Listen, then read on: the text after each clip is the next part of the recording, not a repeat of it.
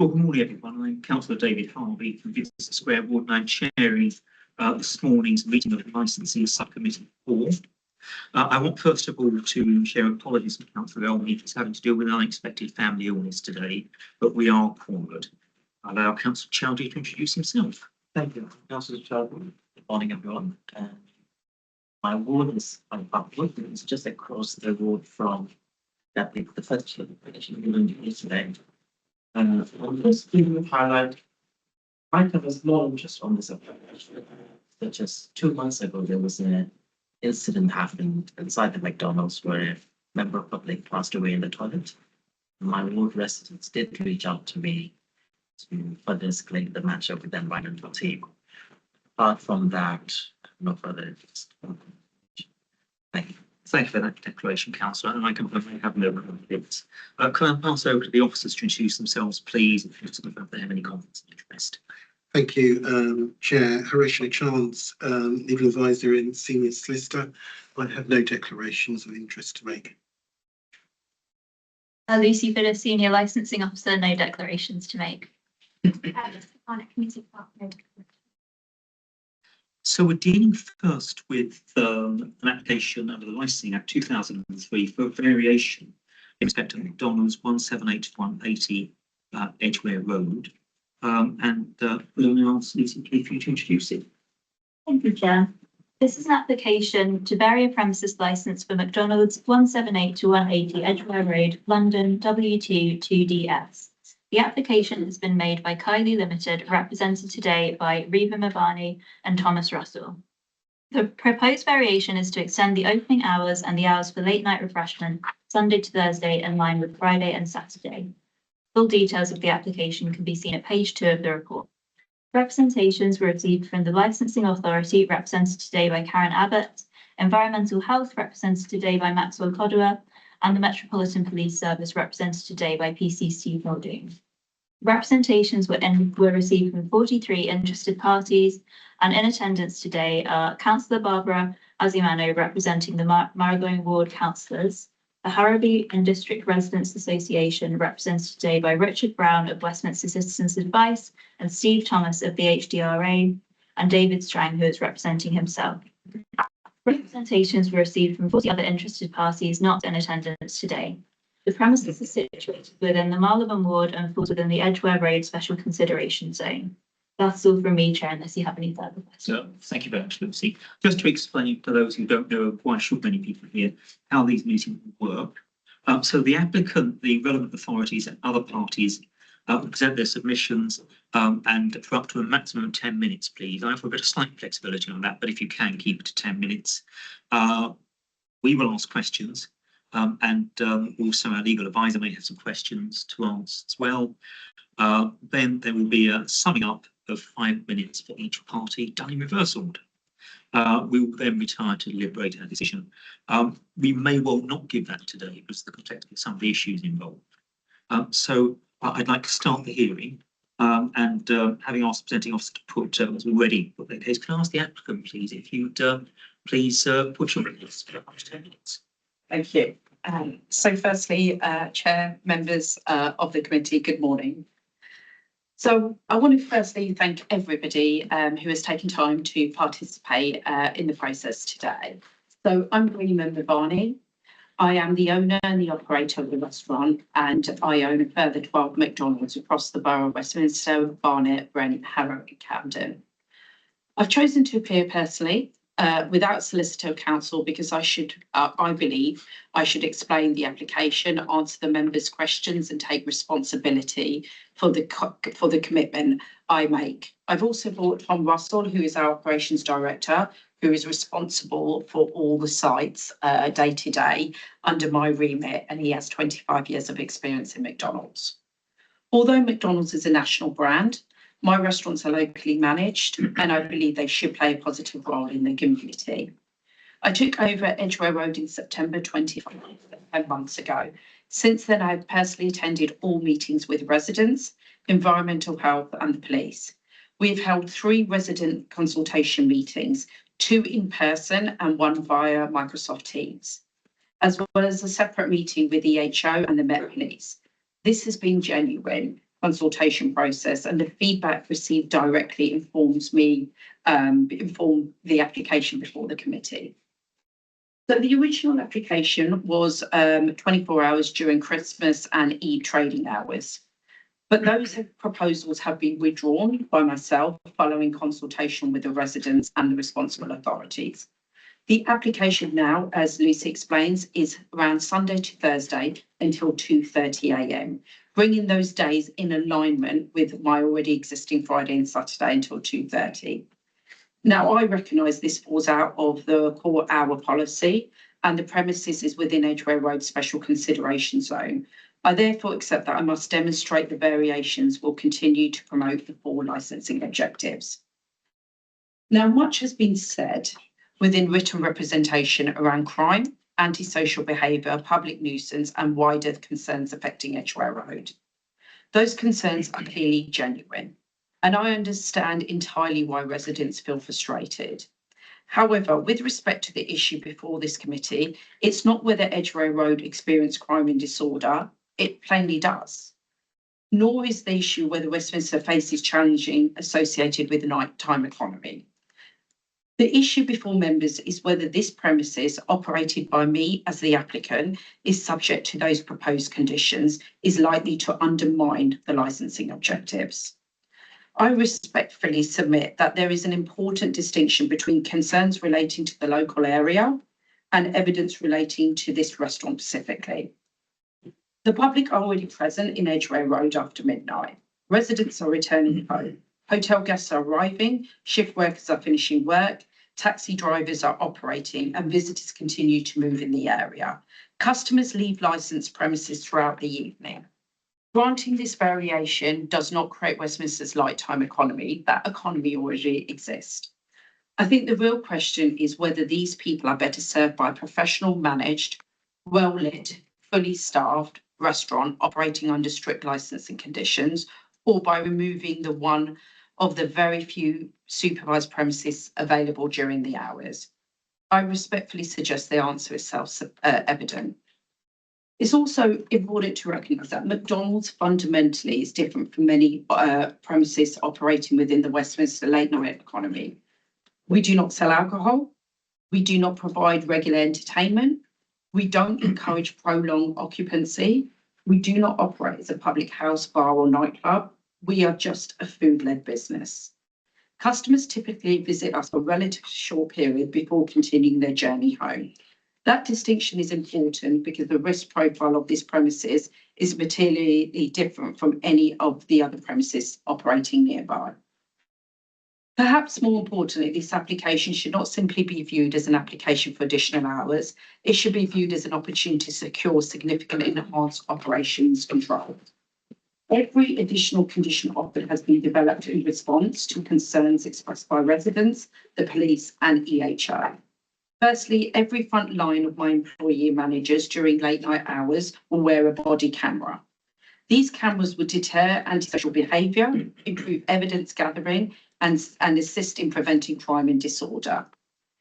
The restaurant will have an enhanced staff safe monitor system, enabling staff to summon management assistant emergency service with a click of a button. Strict delivery management we are proposing will ensure delivery drivers now are no longer allowed to congregate 7 days a week from midnight to 2:30 a.m. Drivers have to be in the premises and we will do a blackout zone so they cannot collect delivery from outside and they have to be waiting in the restaurant and therefore not congregating outside. Drivers who fail to comply with this will be reported to the relevant platform providers and may ultimately be prevented from collecting orders from the restaurant. This is something I have done with my other restaurants, which we can discuss should you have any more questions. Clear signs will remind customers to leave quietly, respect neighbouring and dispose of litter. Furthermore, we will undertake a document daily litter patrol covering Brendan Street, Crawford, Molyneux and Harrowby Street between 7 and 9 a.m, entirely at my own expense, with signed records available for inspection by City Council or local residents upon request. This is not an aspiration. These are enforceable licence conditions which directly promote the prevention of crime and disorder, public safety and the prevention of public nuisance. I would like to address a matter which I specifically respectfully suggest is central also to this application, and that is Westminster's own vision for the city after dark. After Dark strategy aims to create a safe, more inclusive and a better management city at night, with business working effectively alongside this council, police and local communities. I respectfully submit that this application is entirely consistent with that vision. Far from undermining Westminster's objective, I believe the application actively supports them. One of the features of this premises deserves particular attention. This restaurant has been recognised by the City Council as a safe haven. I consider this to be a privilege as well as a responsibility. A safe haven provides a warm, well-lit staff place where vulnerable people can seek refuge, charge their phones, access water and contact the police if needed, and remain safe until they can continue their journey. The hours we are seeking are precisely the hours during vulnerable people are most likely to require that support. The safe haven can only fulfil its purpose while it's open. If the premises is required to close, those protections disappear. In addition, we will be creating a further 12 additional jobs because of late night, including my commitment is 2 opportunities will be offered from people receiving universal credit through work in our partnership with the Job Centre. This would provide valuable employment for local people, including young people and those entering or returning to work.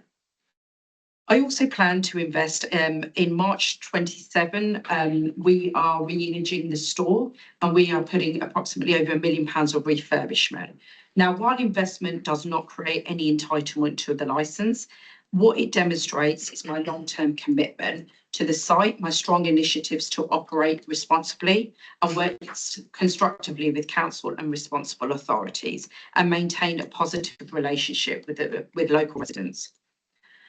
In summary, I appreciate entirely that granting these hours, core hour policy is not a decision that the committee can take lightly, and nor should it. However, I respectfully submit that this application should be considered on the evidence before it. The application has been significantly reduced following consultation. The applicant, which is me, has listened. I've removed additional hours from December. Extensive new operation conditions have been volunteered. Residents have been consulted on 3 occasions and the EHO and the police have been consulted. Every reasonable step has been taken to address the concerns that have been raised. And the question before members is not whether Edgware Road has experienced challenges, it simply does. The question is whether granting this careful amended application subject to robust and enforceable condition is likely to undermine the licensing objective. Above all, this is the application made by me and who has listened, and I thank you very much for your time, and of course I'm happy to answer any questions that you may have. So thank you. Thank you. Do you have questions? Thank you. I do have a few. Thank you for your presentation, quite robust. I'll go with the 4 licensing objectives here. The first one I think is very important for Edgware Road, that's in the sense. Prevention of crime and disorder. Your presentation is all about, I can understand the operational plan, what you're going to do inside the premises. But how would you promote prevention and disorder along Edgware Road between Monday to Friday, between 12 till 2:30, the weekday? And what sort of clienteles are you trying to attract during those hours? I think a large proportion of our customer base at that time of night would be from a delivery platform. Post-COVID, the economy has changed, and that is where a large proportion of our sales will come from. I also have to look at the other premises that are open along Edgware Road. There are other venues that aren't licensed, don't sell alcohol. I suppose in answer to your question, having fully trained staff that are able to identify issues, making sure that they're aware of being able to identify risks, etc., to help support reducing crime and disorder as well. You've done your public consultation. There are over 45 of them there. Yes. And most of the reflection about the concern on side streets. And you're just next to a side street called Crawford Street. Are you aware of the problems in that zone? You are. I couldn't see any reflections of you. How would you promote? That was my question again, coming back. How would you promote? How would you support the police? How would you support the late night activity? You're willing to bring more clients into the road, but it's how you will safeguard those people. I can understand they're safe within your premises, but what I'm understanding, the area will be attracting more people in. So for their safety, what you'll be doing. Yeah, and I think firstly, it's good to mention that there are a lot of McDonald's around within in a mile, which actually I've got one of them, which is Baker Street, and you know, by that, whether we tracked more in, and the percentage in the night is over 70% is through home consumption through the delivery platform. So actually, it's a very small percentage of coming in. In terms of how do we prevent crime, we first of all are lit up CCTV, and we will absolutely, we have charge banks, etc. So people can use it as a vulnerable people, women, etc. can use it. We will also have, like we said, the body cam, which will collect evidence, which is a further enhancement. So it's not just CCTV. We outsource the cameras, so it's constantly, well, when you press it, it gets recorded, which goes to a third party, which again, we will collect evidence should we need it, should they overflow into the streets. But can we sit here and can I comfortably tell you that I can, once I leave the premises, can I control what happens? No, not fully. But all I can say is we don't serve alcohol. We are not promoting any kind of that. All we're doing is promoting potentially burger fries for someone to sober up or have some food. But when they spill out, whether it's from the casino down the road or whether it's from the pub, etc., no, we are food out there, and I can protect within, and we can obviously do our litter picks, etc. But there's not furthermore, you know, shorting staff, my staff running down the road, and we will want that for their safety. So coming back to that again, is this all is true about Edgware Road? We experience to see as a residents, it's a drug gangs or various gangs operate. Yeah. How would you control people from congregating outside your premises at those hours? Okay, so I think firstly we already operate, and we've done 8 TENS applications this year, so far 15. We've had no issues from that. The stats show that while we operate from midnight to 2:30 AM on Friday and Saturday, there has been little to no call-outs during those hours. And they are the factual. I'm not saying Edgware Road hasn't, or the McDonald's hasn't had issues, but they are before the licensing, before 11 PM, not afterwards. So we've tried to prove that that model can work. In terms of drug dealings, some of the stuff that we've now put in, which under my leadership, we put coded for the toilets now, so you can't just enter in, and that's because to try and stop drug dealing. And those but with the code, it comes on a receipt once you purchase something, and that code is changed every day to go to the toilets.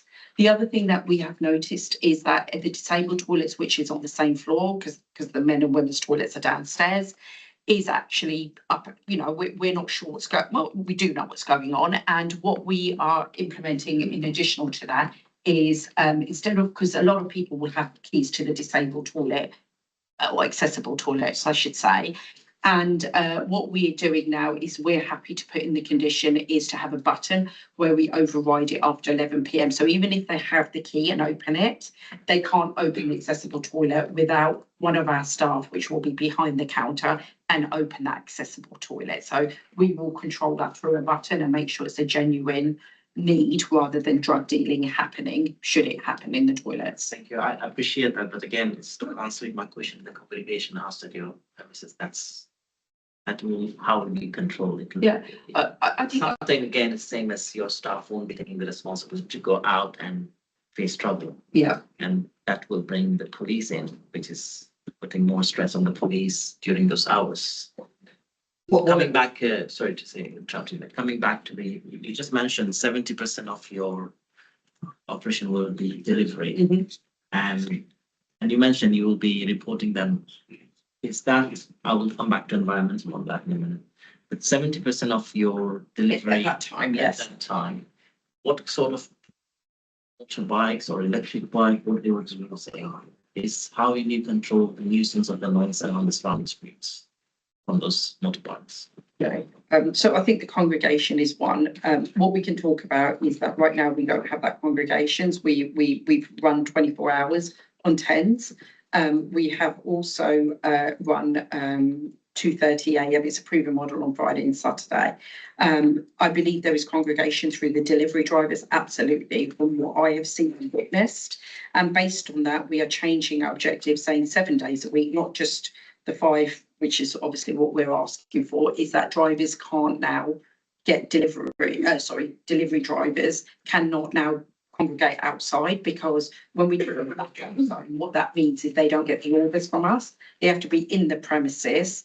And what it means is that they will get alerted inside the premises, and then they can collect orders, which they can congregate inside the restaurant to try and take it off the streets.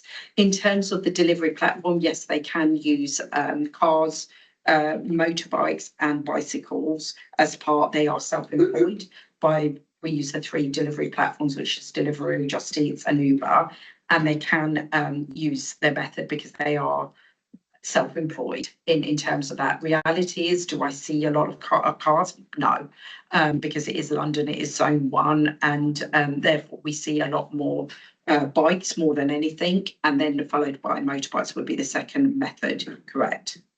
Do I have any more questions I'll come back to? Thanks. So you're looking to expand your business. What would you would have done some modelling, without giving away any confidential data. What would you expect this to increase your activity levels by adding those extra months? I think, and Tom mentioned this earlier, that firstly, the delivery, the virtual delivery model is that we have people who work in hospitals, doctors, night shifts, that is becoming more taxi drivers, etc. Most of our people during that night want home consumption or hotel consumption, should they be staying in local hotels. In terms of what that will, I think that this, and then, like I said, we aim probably about 20 to 30% will be in store. It'll be relatively quiet, and the reason why we can have all the drivers inside, because we know that actually is going to be quiet. And I think for us, it's right now we are trading 2:30 on Friday and Saturday. From a commercial aspect as well, it's 7 days a week. 2:30 is far easier for our customers to understand than Friday, Saturday, and they're remembering on the weekdays. But in terms of what will it increase? It will increase a slight revenue, but we're not expecting it to be exceptionally busy. But in terms of, is it worth doing? Absolutely, for our customers to be open, as well as I've got Baker Street, which is closed at midnight. So when I look at the area in McDonald's, actually there is a need, and the tens has showed me there is a need, and there is a business modelling, but it'd be very small in those hours if you talk to me about the flow of customers coming in. Could you estimate over that period what your extra footfall would be? And that includes both people coming in as personal customers who might be worse for wear, but primarily people arriving on bikes or motorbikes. But we're talking 50 people an hour, 30 an hour.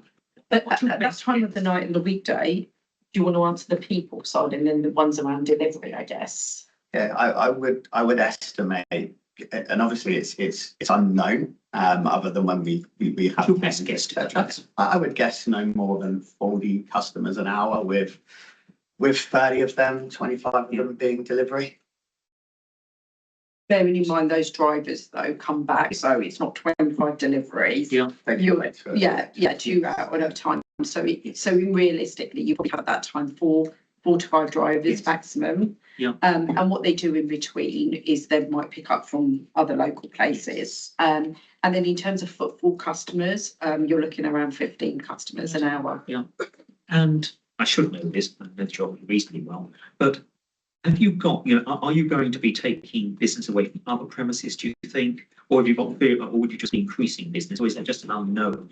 No, I don't think it's an unknown. So you look around the area within 75 minutes and down there. What we see is those who have got past midnight or extension are a lot of the restaurant business that want shisha, etc. we don't attract them. If you want to sit down and have a meal and have a shisha and dwell time, what we call at 1.5 to 2 hours, that's not our customer base. We're not even priced at that point. Our dwell time typically is 15 to 30 minutes. And if you look then around the borough or around that, area of Edgware Road, there isn't much there. There is someone opposite us who are now open at 2 a.m. And on the weekdays as well. And they are what I call informal eating. They are mostly a takeout business because I'm looking at their seating. And what we've seen is actually it's additional. And it's additional because not much is open. And what further supports that commercial is from delivery, we can see the areas that people are coming. And my guess is if they're at home, whether they've gone on a night out or whether they're nighttime workers, shift workers. And that tells me that actually there's just not enough for that kind of business. Because if you want a shisha or want to sit down, you have to go to a restaurant. Just bear in mind, ours is mostly in the consumption of their hotel / their home. So for me, no, it wouldn't, because there's not enough on Edgware Road that does that, apart from the one opposite me that does have that license. Can I just turn to the patrols? So someone comes in, they've been to a casino, wherever they've been, they've had a burger, they are much the worse for wear, and they're evidently a vulnerable person. They leave the premises. It being Edgware Road, one of your supervisors is concerned about some of the other people about who may not be very regular. What is recognising that people working for you should never have to intervene anywhere it's dangerous for them? What is the training of those, of anyone working for you, might lead them to act, phone the police or do something to protect that person? So I'll probably hit this in two parts. If I'll start, then you can provide the McDonald's training. So the first is some of my restaurants are Ask Angela trained by the local authorities.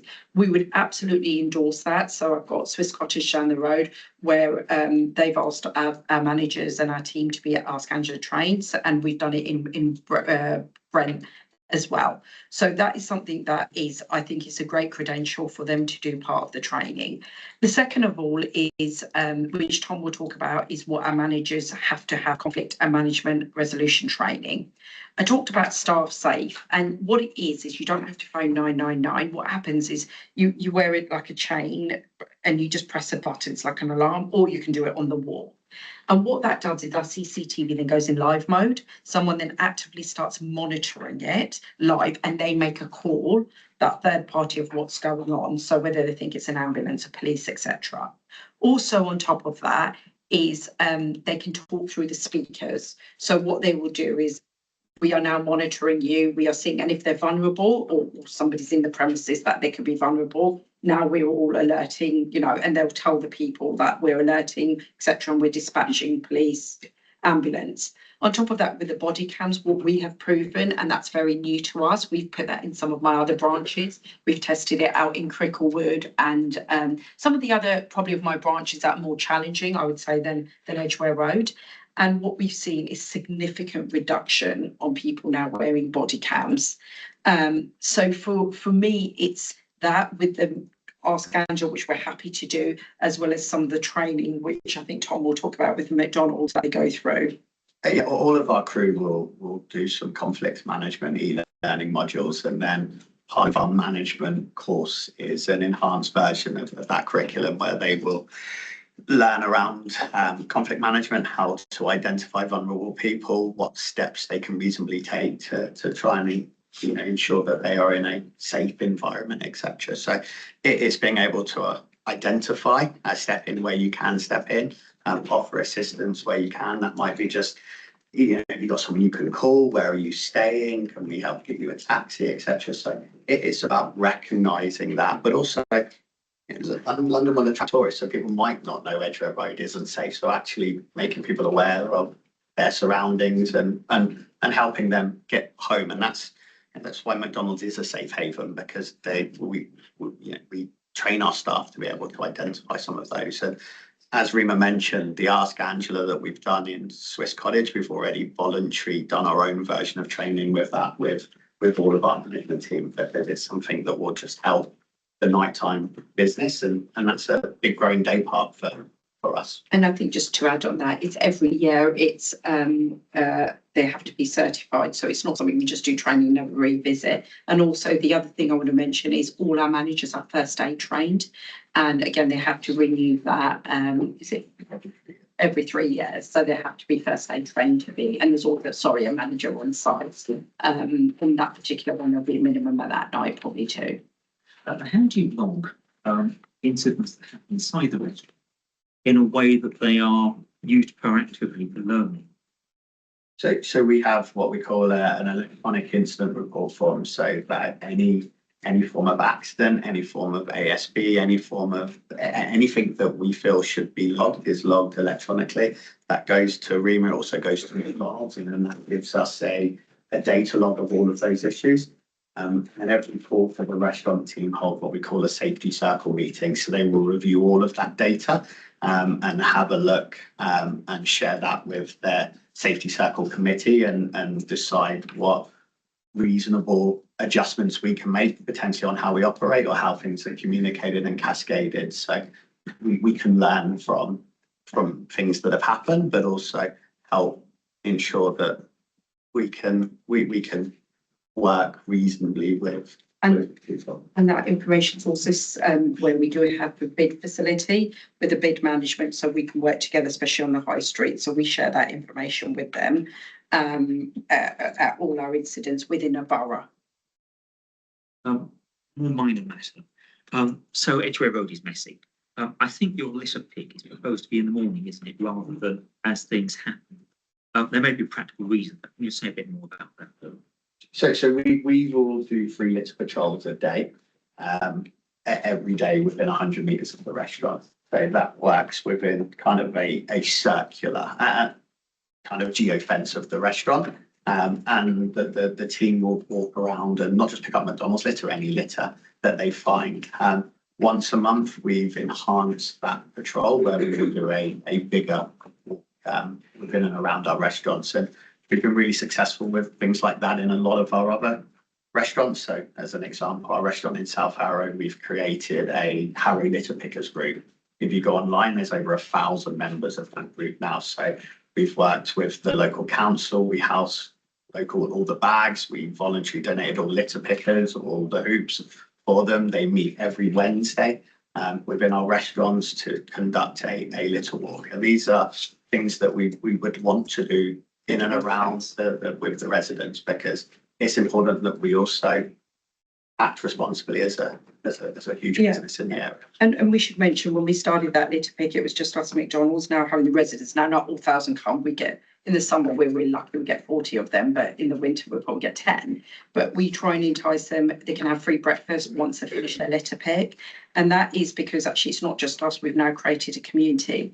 The reason why we did 7 to 9 in answer to your question is that's exactly what the residents wanted through our consultation. So what they asked for is when they wake up in the morning, now I have to also look at the safety of my team, asking them to go out at 2:33, yes, within what we're supposed to, but going in these streets, which are extra Harrowby, Molyneux, I still have a responsibility to my team.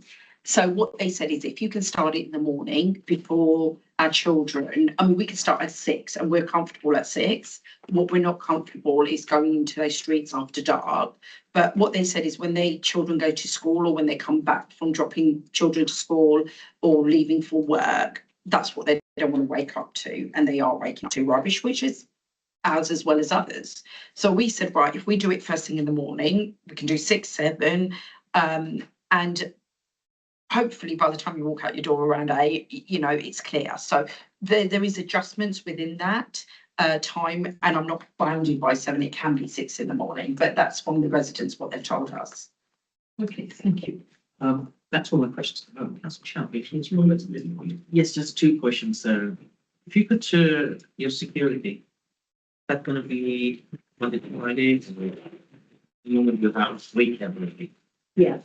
So no, we don't propose SRI because from with 10, 50 customers, in that hour during those times, we don't deem it right now that we would need SI guarding within right now, we've obviously closed at midnight to 2:30 a.m.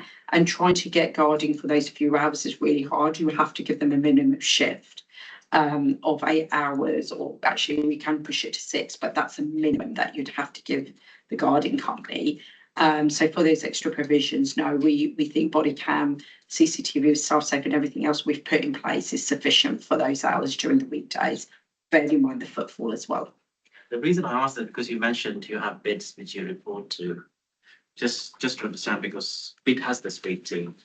If they stop working and on Monday to Friday, they only leave on Saturday and late. So that's what I was trying to understand. How would you? Because your staff will be trained SIA if there's any problem. They can press the button, but still the SIA makes a difference on the late night. And I think there's twofold to that. So I'll start with when we have tried SIA in one of ours, we've actually removed that because it's caused more issues. Do you want to talk a little bit about that? Yeah, so Wembley Park is a restaurant of ours right next to the Wembley Stadium. It doesn't have SIA as a license condition. And we found actually by removing SIA, we had less issues. And that's a very different demographic. But obviously, when Wembley Stadium kicks out, it's got more pubs, nightclubs, etc. around that area. But we found by removing the SIA guarding and actually having managers that would talk to customers that are trained to be able to, in conflict management, did a better job of managing conflict and reducing those issues. So, and I think the reality is I'll go back to the stats on TENS, as well as already running Friday and Saturday. We don't have a high footfall. There is nothing telling us, and the police report to show that after midnight or after 11 p.m, there's more issues at that place, which there simply isn't. No data has shown us that to date. Thank you. Just actually one more. So looking at you mentioned the record you keep of serious incidents. Would that record go as far as serious incidents for staff saw on the streets? Clearly not connected to you, but if let's say there was a mugging or something like that, be outside the premises. if it was directly outside the premises and we saw it, we would capture it. Yeah. And the reason for that is McDonald's would prompt us to ban this, so we would see it. We would work with the police. So the CCTV only lasts for a period of time, so anything like that, we would ban, capture and keep ready for anybody that should need. And the police regularly use ours because our CCTV is of a much higher standard than the average McDonald's standard. It's even higher with HD, etc. and the footage it takes, and especially now with the body cam. So yes, we regularly work with the police. They often use our cameras for an incident that's happened across the road. We can capture it, yes, and they do use witness statements from our team. Are you aware of any serious incidents happening at all that have come to your attention since you took ownership? Is anything sticking in you? And are you talking about after 11 p.m. specifically, or any? Let's say late evening. No, there is no record to it. And I know Councillor Chowdhury mentioned somebody passed away, sadly. And I just want to put on record that was nothing related to McDonald's. Unfortunately, the person passed away in the toilets. There's no alcohol, no drug abuse. It was simply a bad matter. And I should mention that my team called the 999 ambulance service, etc. On that. So yes, so that isn't of course it's a sad incident, but that did happen. But no, nothing of record. Okay, thank you very much for your presentation. Thank you. I move across to the authority to ask you for your presentation, Thank please. you very much, Chair, and good morning. The Lights Authority maintains its representation as there are concerns in regards to the proposed extension to 2:30 a.m. Sunday to Thursday. As you're aware, the premises is located in the Edgware Roads Special Consideration Zone, a densely populated area that continues to experience issues relating to crime, antisocial behaviour, drug-related activity and robbery. PC Muldoon will go further into this with his submissions. The hours sought are significantly beyond Westminster's core hours policy, and the licensing authority is not satisfied that the applicant has demonstrated that the proposed extension would result in an increase in crime disorder, public nuisance, or any disturbance to residents. A key licensing consideration is that there are over 300 residents that live within a 100-metre radius of the premises. The sensitivity of this location is reflected on the significant number of representations we've received, which is over 40. This is notably high number of representations for a licensing application and demonstrates a genuine concern in those living nearby regarding the potential impact of the proposed extension of hours. Under the special consideration zone policy, applicants are expected to demonstrate that they have fully considered and addressed the specific issues affecting the locality. The Licensing Authority does not believe that the applicant has adequately addressed these, nor was there any submissions received. The core hours policy is intended to strike an appropriate balance between the needs of businesses and interests of local residents, as set out in paragraph E7 of the Statement of Licensing Policy. Increase in hours, especially on a Sunday evening, is traditionally seen as a time where local residents can have a bit of respite. Members will also be aware that the premises previously applied for a late night refreshment licence Monday to Sunday till 5 a.m. The applicant was refused this at Licensing Subcommittee on the 9th of March 2023. The applicant had not demonstrated that the variation would promote the licensing objectives. Although the appeal was settled, Westminster agreed only to a more limited operation, Fridays and Saturdays to 2:30. The appeal was settled on the basis that Westminster considered that the agreed hours was an appropriate balance to adequately promote the licensing objectives. Since the settlement in 2023, the Licensing Authority has identified no material change in circumstances, given that the premises remains within the Edgware Special Consideration Zone and local challenges still continue to persist. And the Authority considers that the existing permitted hours should remain as appropriate.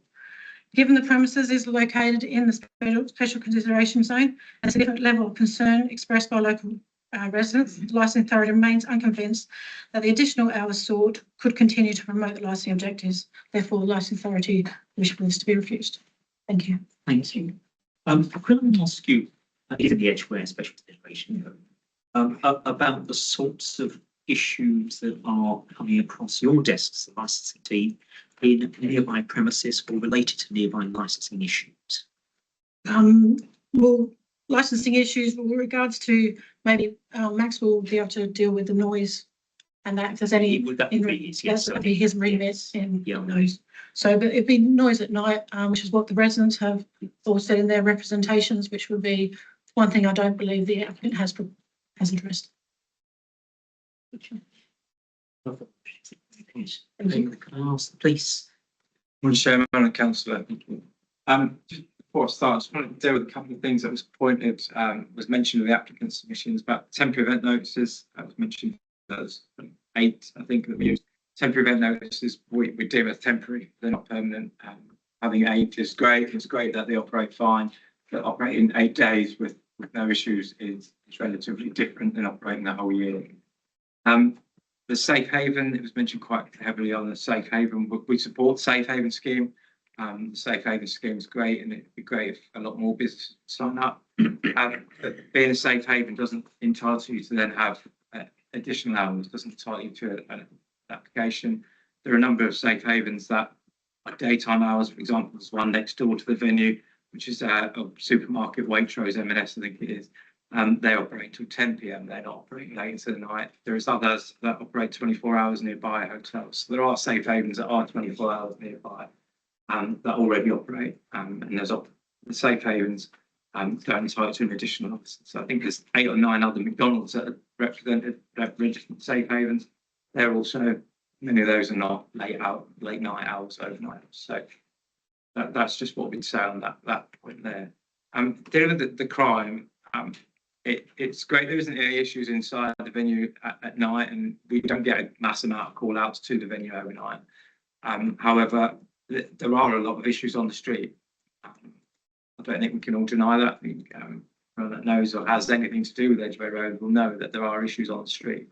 There was a submission for titling of Porous, however you pronounce that, I don't know, but there are issues that have been identified with violence, late night crime, knife crime that go into those late hours, specifically Wednesdays, Saturdays and Sundays being the peak days. I know the venue is open Saturdays and Sundays at that time already. It's not open Wednesdays, but it has been highlighted in that report that customers leaving venues like fast food venues like McDonald's and others are being targeted after nights out, for example. And fast food policy that council have says that it keeps people in the areas. People are going out on nights out, coming out, and then they're being targeted. Edgware Road is a real difficult place to work at the moment. It's a challenging place for crime. As it's mentioned there, we've had incidents with knife crime, stabbings nearby.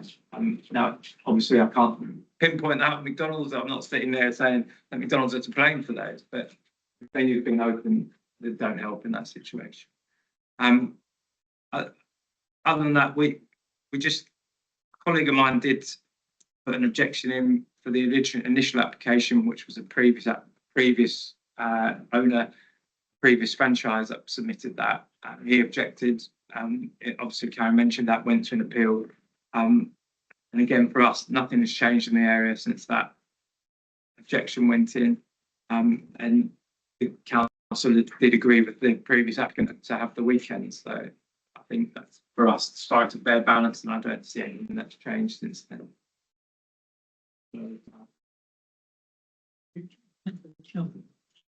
I think everyone has said, I have just one small question. It's Monday to Friday on the weekdays and a Sunday. As you said, I'm not pinning down on the problem that you're facing, but during those hours, there's no street team at your road. There won't be SIA at the door. Does the police have enough resources to tackle issues? Resourcing is difficult. That's what we've seen on Yeah. 8 Cemetery Road. One day we could have tons of resources because there may be less calls elsewhere, and you could call the police and get them in minutes. And other days we could have none to deal with anything. In a short answer, it'd be no. We're finding it very difficult to deal with cumulative impact area, special consideration zone. Edgware Road is a stretch on from that, and it is a difficult, challenging place to work. And one incident will take up some time past the response team to deal with crime scenes, victims and suspects, and that could be that. So, yeah, it's difficult. Thank you. Whilst you're looking at the Operation Boris evidence, are you able to sort of break that down a bit in terms of how much of it might be within, let's say, a 5-minute walk or 10-minute walk? I know some of those streets there. Yeah, so I can only give what we've been giving here. It has been highlighted as McDonald's and another venue as being locations where suspect victims have been targeted from. But I can't say exactly where and how far. But clearly, McDonald's is not the cause of that. No. It's the fact that customers are able to utilise it. They're able to stay along in the area longer. Would a compromise on the hours or greater SIA provision change your view? I think I'd have potentially expected SIA as part of the application, but I don't think it would change the view. Okay, thank you very much. Could I ask myself? Yeah, good morning, Chair. So I start from addressing my minds to page 47. The original bundle and condition 3 there. That states the capacity of the premises. 100. And so there are no complaints on record. I know that it has some complaints. Not all complaints are logged through the council's complaint system. Some residents choose to deal with the premises directly, others decide to complain at all, and then they normally would vent their concerns through application. So the reps we saw against the application probably are proxy indication of concerns that residents may have regarding extended trade. Now, it is true that applicant appears to be very responsive. She's engaged my team. She's engaged. I've been in teams meetings with the applicant and others, and she seemed to have taken on board the concerns that were raised. But good intentions are not always enough in these matters. Now, McDonald's, as you know, they have a short dwell time. people stay probably 20, 30 minutes in their house. So you can multiply that by 2 hours, 30 minutes, and guess how many people potentially can be in the area within the hours that they're seeking to trade. And these are weekdays.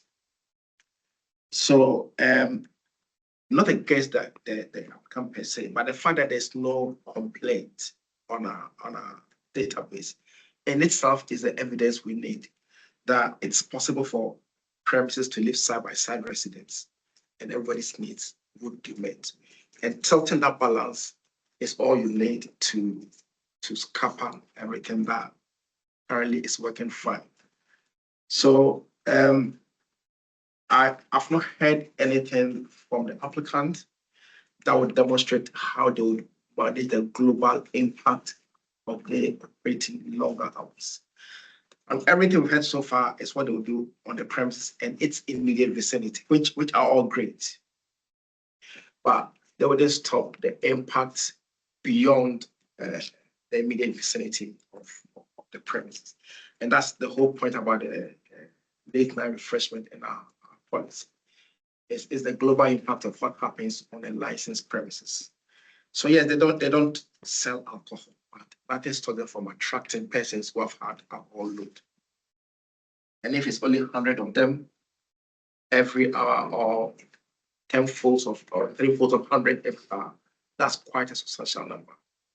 Now, my colleague has spoken to 10, so I wouldn't address the 10, but in any event, most customers wouldn't be aware that the premises is trading longer than normal, and that they know which hours they normally close. Now, if they had extended permanent hours, it would inform customers, and then it would trigger a different behavior pattern, and that's when the real impact would manifest. So, nothing against the applicants or her proposed operation. Asking for 100 people in an area which is potentially residential, or as late as they are proposing, carries a high risk of public nuisance. And I don't need to adduce any evidence to that effect. The council's licensing policy statement is all the evidence I need to. And it's on that basis that we formulated the core hour concept. Already they are operating beyond the core hours. Asking for more, I think, is more risk from my point of view. And I have nothing further to add. Thank you. Councillor Chairman, as well. So what I'm trying to understand is you're saying that 100. So you're in. Yes, so currently, so They just mentioned there is 70% delivery. Is that 130% of their sale of that 2 hours, you think? all right, so but 70% of 100 is say 30. So let's even work with 30 for a short dwell time. So every 20 minutes, you have 30 people come to the door. In an hour, you would have 90. So in 2 hours, that's 180. This on the basis of 70% being delivery and 30 walk-in patrons. That in itself is the recipe for conflict. I'd just like to get clarity here, because I see a slight level of confusion on the applicant's face. What do we think footfall is like, the range of footfall is likely to be? We go 15 to 20 customers an hour. We don't have And hundred. delivery, so we said around 40 GCs, so if that's Yes, 40 transactions coming through, 70 of this.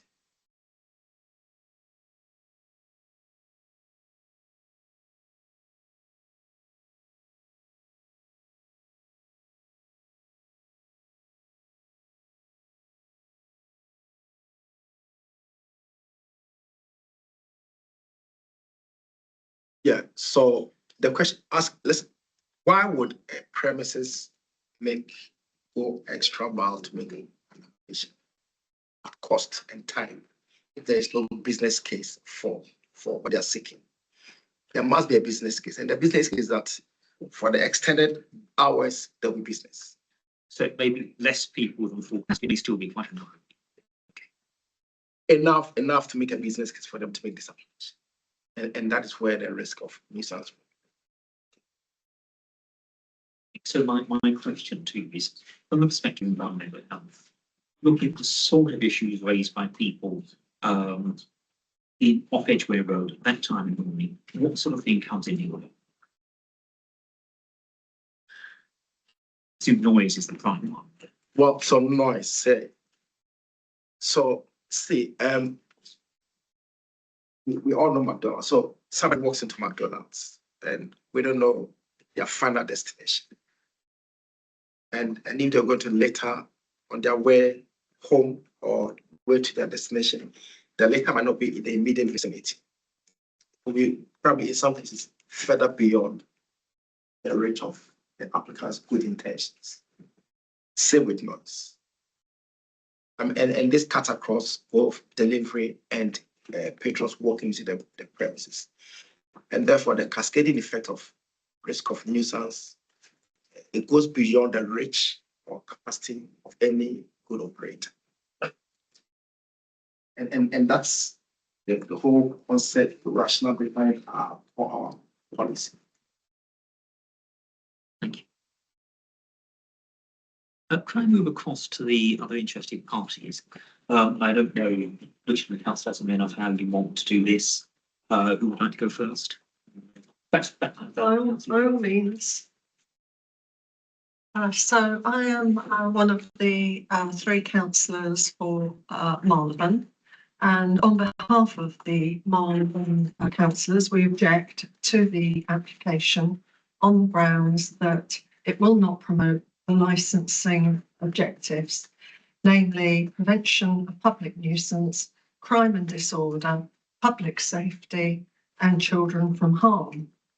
Edgware Road is a special consideration area surrounded by many residential streets, which already suffer from antisocial behaviour, knife crime and drug dealing. This is on both sides of the Edgware Road. What happens on the Marylebone side will affect the Hyde Park side and vice versa. Only recently, apart from the shocking football riots on the same week, we are aware that there was a fight in the evening on Edgware Road, which ended up with a bloody victim dripping blood all over a resident's doorstep in an Edgware Road side street. The antisocial behaviour on Edgware Road, as the residents will testify, is a daily occurrence in the streets on both on and off the Edgware Road.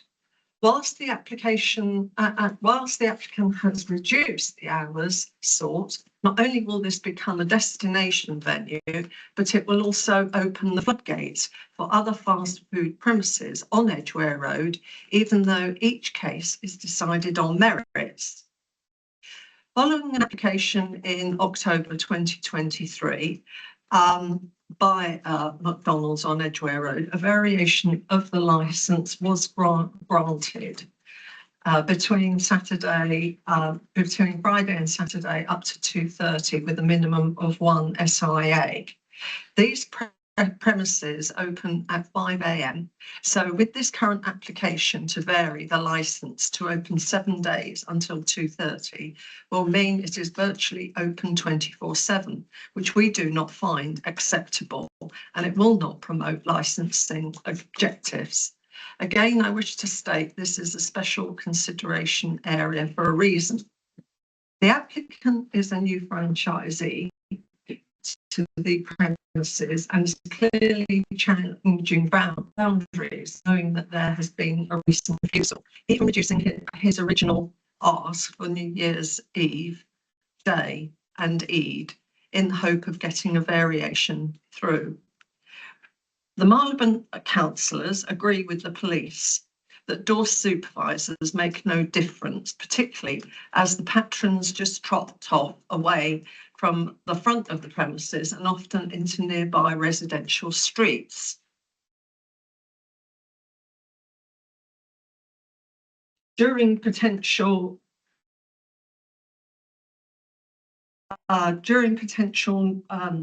problems, no police or Marble Arch bid security are on duty at the time or in the early morning. And therefore emergency response team would be called, and they are, as the police say, not always available.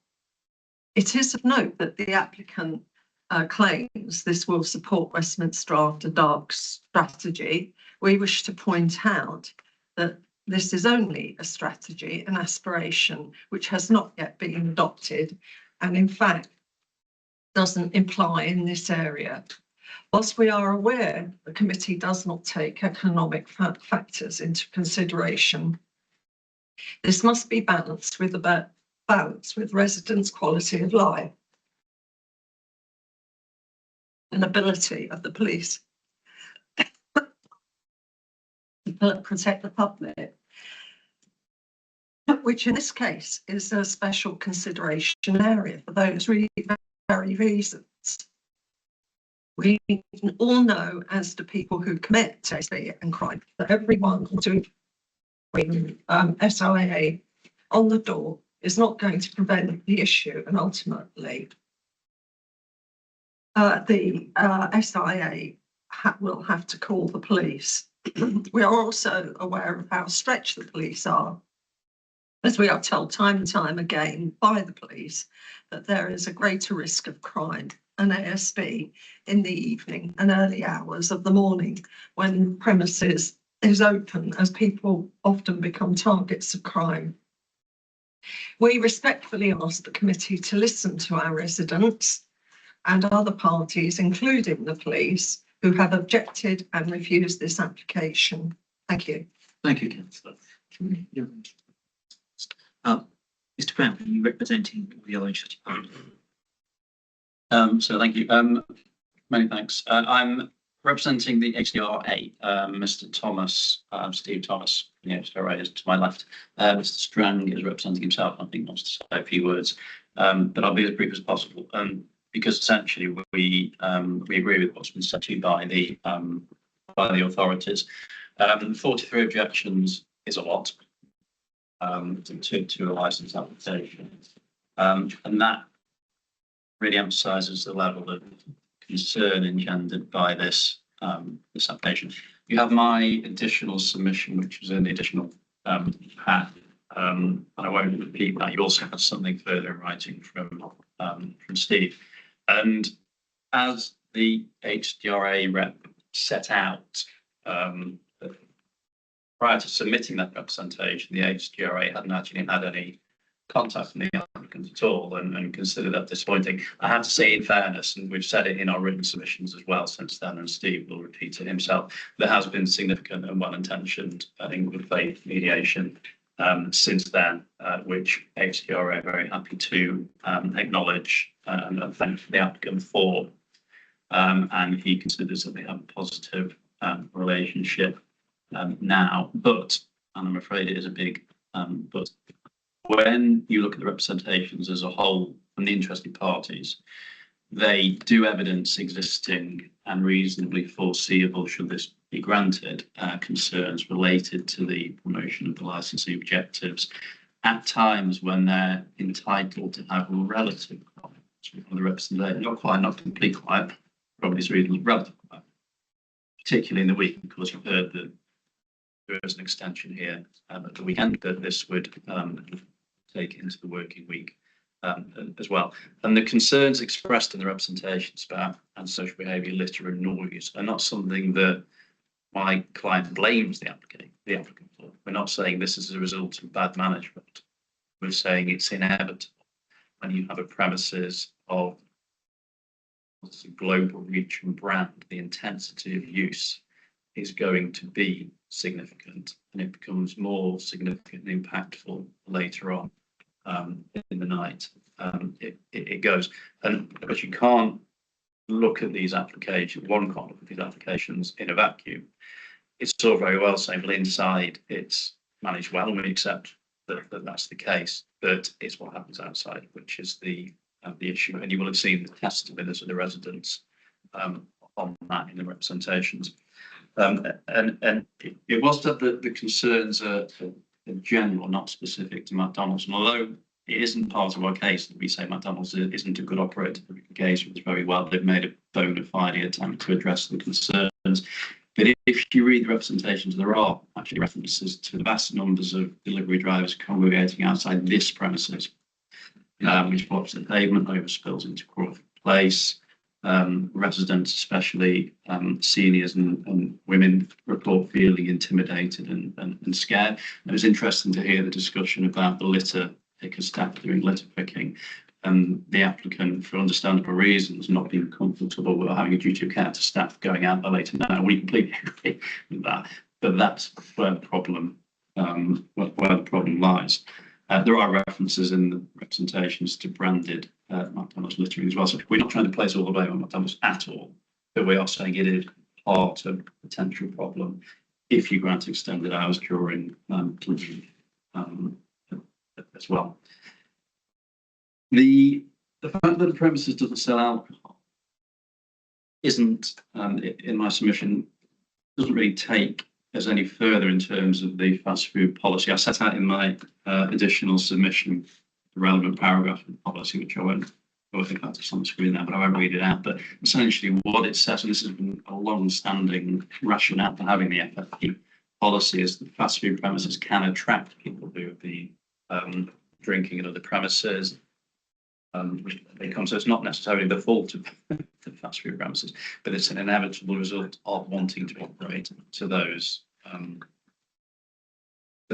late hours. And a very brief word, hopefully I'll keep myself to 5 minutes and Steve 5 minutes, but the new cumulative impact assessment, which was published 6 weeks ago now, Edgware Road remains a special consideration zone. You've heard about what that means, but in fact, the cumulative impact metrics under which that is judged increased dramatically. That's the wording in the CIA, and confirmed. And again, this is a quote from a consistently high impact area relative to Westminster, protecting particularly the footfall, antisocial behaviour, and crime. The area covered by the SCZ has increased by 179%, which is really surprising. And that is the new community impact assessment is the one under which this application should be assessed. So in a case with Enfield and Gerga, which says that where a new policy comes into effect, it's at the time of hearing it. So the issues are well founded. I don't think there's any disagreement that there are issues on Edgware Road that needs to be addressed. We think that although the applicant has made a bona fide good faith attempt to do that, we just don't think Sunday, Monday, Tuesday, Wednesday, Thursday. Yes, good morning. And thank you for the opportunity to address the licensing subcommittee. Steve Thomas, I'm chair of the Harrowby District Residents Association, which is formed around a conservation area on the eastern side of Edgware Road. Excuse me. And I was particularly keen to come this morning, as Richard already alluded to the fact that I want to thank Rima and Tom for the engagement that they undertake. Obviously, that's after quite a number of objections and comments were received, but the engagement that they've undertaken had been good faith. And residents, as Rima mentioned, joined either online or in face-to-face 3 opportunities to discuss the issues. And subsequently, Kyla had put mitigations forward through the council, which residents have seen. Excuse me. And those, I imagine, would be regarded as something they would accept as conditions were they to be successful in this application. I'd have to say, though, sadly, that I think those mitigations are insufficient to allay the genuine concerns of residents. I mean, in one regard, it is resident focused, i.e. the litter picking. In all other regards, they are focused on the staff and the safety of the staff within the premises, like the wearing of body cameras, etc.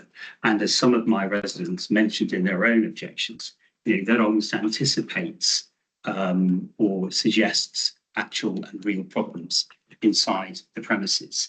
that such mitigations are required to protect the staff. And there's very little within the mitigations that are about, as you alluded already, addressing some of the concerns of residents beyond the premises.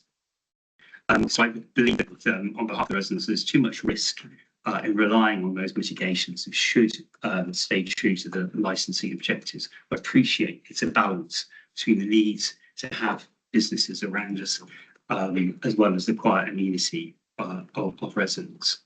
I do think I have to divert from what I was planning to say, just to light on the delivery rider model, which was, as with the previous franchisee's application, which was initially rejected.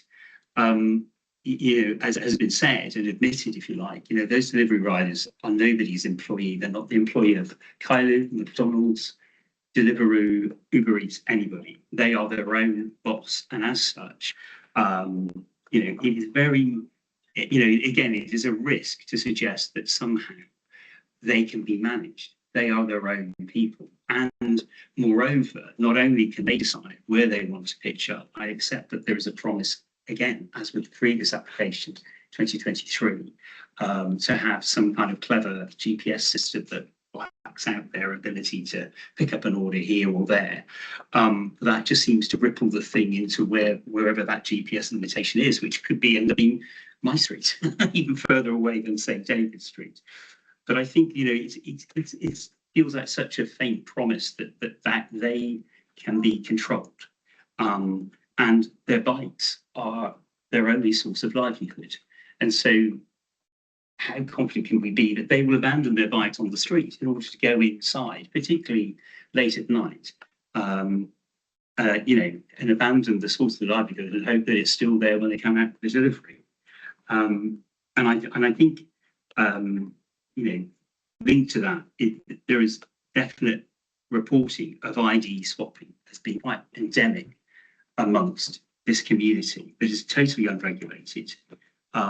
And that again is a problem. It's trying, Rima, as I say, in all good faith, she's trying to allay our fears, but trying to actually manage the individual who is the rogue, whatever, and however that's reported, when ID swapping is endemic, feels problematic. I'll be very quick, sorry. So we have been here before, as recently as 2023, and the licensing committee then rejected the application from the previous franchisee and subsequently compromised on Friday and Saturday. So when Kylie say that this is an attempt to align with what's already been approved, that it's aligning with a compromise that has already been allowed. So we're already surrendering things each time a new franchise or whatever comes into play. But we do accept, of course, that Edgware Road is busy, Edgware Road is buzzing. It's great. Lots of our residents utilise and enjoy the restaurants up and down Edgware Road. But as it's really been alluded to by the applicant, those restaurants are a totally different offer. Often independent or perhaps part of a very small chain that will be delivering a longer dine-in or dine-out along the street experience for local people who will not be dropping litter on their own pavements and will not be making noise for their own neighbours. That is a very different prospect to the group of delivery riders that frequent this particular establishment, as well as the Waitrose during the day, and the transient custom that will inevitably flow out from the West End or wherever towards the train stations and tube stations that we're frankly blessed to have in our local area. But that transient trade, particularly late at night, will not care where it is dropping its litter, will not care where it's making noise. It's on its way home to its own areas.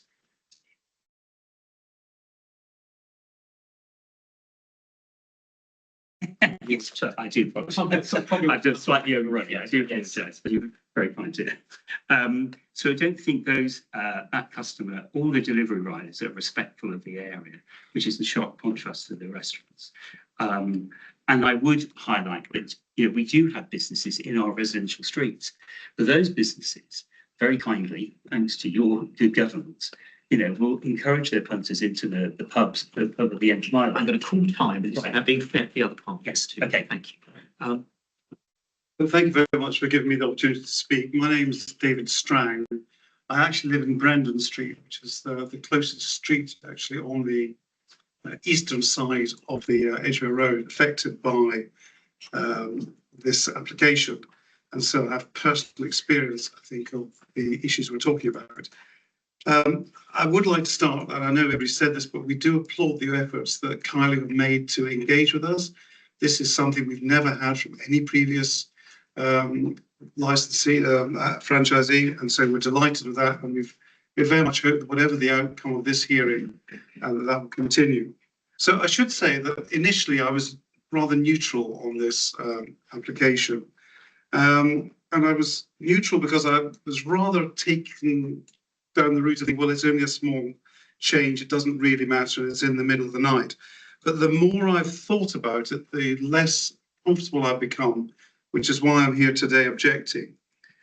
So I think I just really want to emphasize some of the points that have been made. I think the first point I would make is that Kylie quite understandably say, well, we know the Edgware Road's a problem. We're not the cause of that problem. I think from our point of view as residents, the question is, does this add to the problems that are already visible within the Edgware Road? So looking at the issues, there's the delivery riders have been mentioned repeatedly, and with good reason. They are a scourge in our area, frankly, and anything that adds to the prospect of more delivery riders in our area, congregating outside, creating noise and havoc, even at 2:30 in the morning, is really something which we do not want to do. And I noticed that in their own evidence, the applicant recognises that ultimately there's nothing they can actually do. They can recommend that these people be taken off the platforms, but ultimately they can't enforce that because they're not part of an ordinary kind of corporate structure, let's say like McDonald's themselves, which is subject to those kind of corporate controls. And then the other issue is the issue of local nuisance. Again, we see the effects of local nuisance. We see people loitering on our streets. We see cars coming to with their engines idling in the middle of the night, and we see the rubbish. So there may only be a small number of transient customers who are coming through at these times of the morning, but my heavens, we will know that because we will see that and we will feel it on our streets. And what I feel is that we're kind of shut the stable door after the horse is bolted. We don't want to add to the problems. We don't want to add to them because we don't then want to say, oh, we'll have a condition to deal with that. We should be stopping it in advance, in my view. And I suppose this comes back to a fundamental issue, which is that the residents rather feel that we are to some extent being salami sliced by a series of applications. And I understand that these things happen, that this is the way of business. You get a bit of an application, then you apply for more time. But we feel that at some point the council has to say enough is enough to this. At the last occasion, we're very disappointed what ultimately occurred because the panel itself found against it, the police were completely against it, and yet at the end of the day, we found we were faced with an increase in opening hours. So I feel that there have to be some limits if we're not to move to 24-hour trading, which I think we feel is just in people's minds and we're heading towards that way unless we stop it. People have already mentioned, I think, some of the pressure we're under.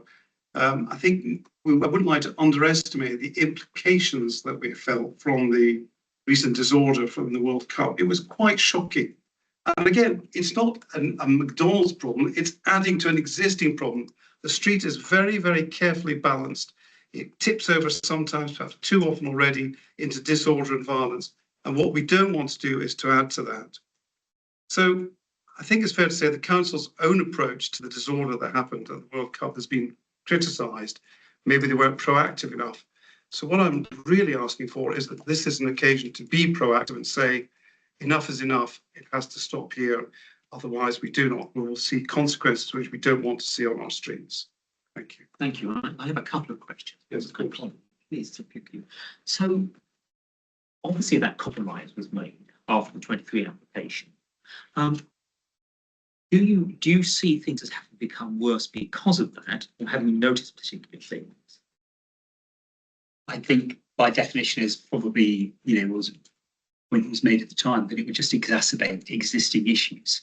So, I mean, are you asking me if I'm up at 1:30 in the morning to see whether that litter came down at that moment as opposed to 11:30?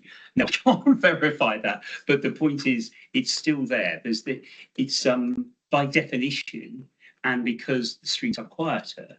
I mean, David lives in the street immediately behind Edgware Road. I live a few streets further back, but even in our street, there will be engine idling and, frankly, windows being wound down after consumption, and it's litter straight on our streets. And you're going to do that more freely in the middle of the night when there's nobody around than you are, a busy time of day. So I think it's really difficult to say, but I think nothing is improved. Why would we see that making worse? And I would just probably add that we're talking about an extension, if you do agree to it, from Friday and Saturday into the working and school week. And one of the reasons why I'm here, I'm representing a full community. Unfortunately, a lot of the women in my community who are working today, who are looking after their kids, can't be here. But I think they would probably, and I know I'm the wrong gender to say this, as we all are on the stuff to say, but they would challenge the notion that about a safe haven. I think they feel safer when the premises is actually shut down at the time, and so it's not just about peaceful means, it's also about safety. They feel safer when it's shut, and the delivery riders no longer have a need to be there in large numbers. I think that's our answer both. Councillor Zamiro, your ward is I suppose a ward of two halves, isn't it? Perhaps you could talk a bit about some casework you get from that side of the wall, the Edgware Road side, as against what you get from the rest of Marylebone. Thank you, Chair. So, well, I think above all, we're absolutely horrified by the World Cup riots. And this is an addition to the dangers that things can really escalate unpredictably on Edgware Road. So it does have a population that where things can really escalate. And actually, I've seen even this week that we were on Cato Street, which is one of the parallel streets behind McDonald's, and anyway, we were looking at some photographs, and we actually thought we saw somebody steal a bag who was in these photographs, and he ran up the road because he was pursued. Then he dropped the bag, but then he realised he'd forgotten something and just casually returned. But the point is that the level of ASB truck taking, the food delivery riders is intense on Edgware Road. And, we're looking for injunctions for the road. We're looking to close parallel roads.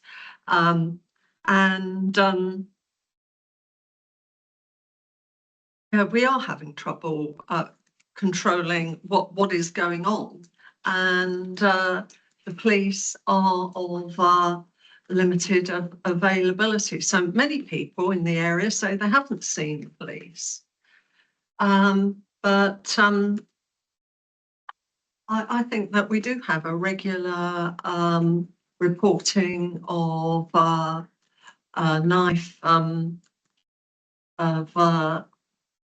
knives being found around the area, and I think the drug dealing is incredibly intense. And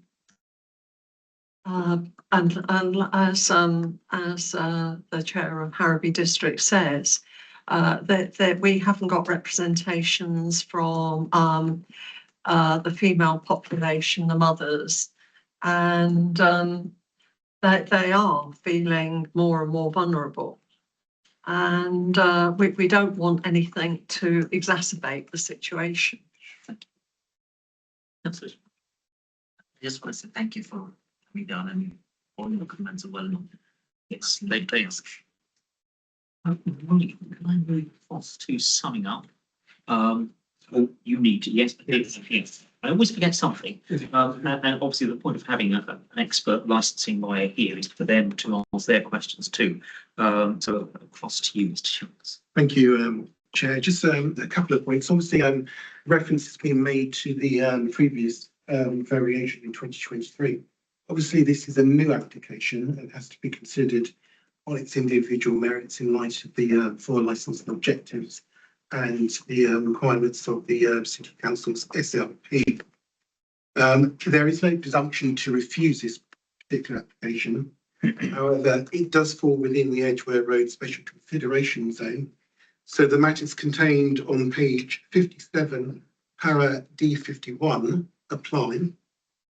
So, which is the bullet points, so serious violent crimes at night, incidents relating to ambulance, call-outs, etc., drug dealing at night, robberies at night, thefts, incidents at night, and noise nuisance at night.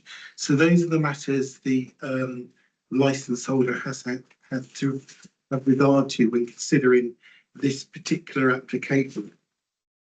Now, with your permission, Chair, I'll go through the conditions. So Lucy, could you pull up page 47 of the agenda, please?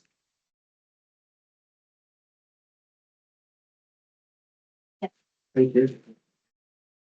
So the conditions as stated on page 47, right 3 to 4, 5 and 6.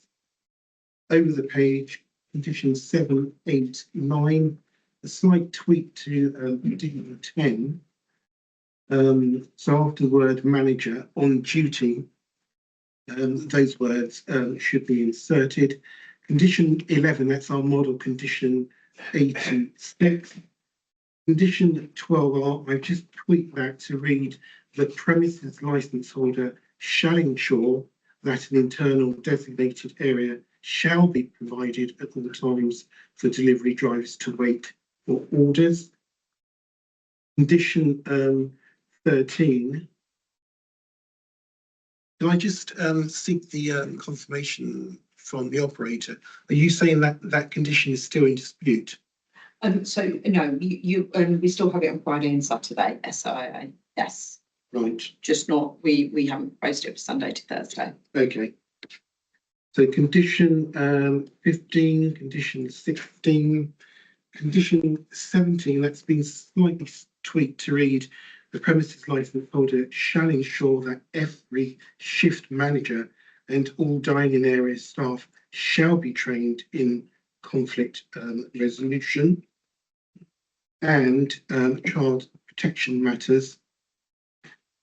Managers shall also be provided with additional training towards the identification of vulnerable children, and all records shall be kept at the premises for inspection by the responsible authorities upon request. So I've just amalgamated conditions 17 and 18 because I think they read better just as one. Right, so the page, condition 20. Restaurant, that's been amended to read premises, will substituted for shall. So the premises shall be fitted with staff safe where managers have panic buttons to an external party who dial into the stores, music and talk to customers, causing issues. 21, again, the premises shall be fitted with a coded system to stop the toilets being used for any criminal activity. 22, the word will substituted for shall again. Condition 23, that's our model condition 21. So that reads, notices shall be prominently displayed at all exits, requesting patrons to respect the needs of local residents and businesses and leave the area quietly. Are you agreeable to that? Yes. Okay. Condition 24, again, the word will has been substituted for shall after the word hours. 25 as drawn, save for paragraph 2 where it says restaurant, that should read premises.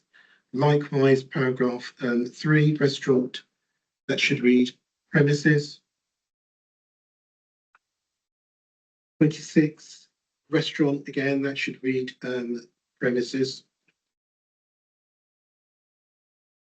28,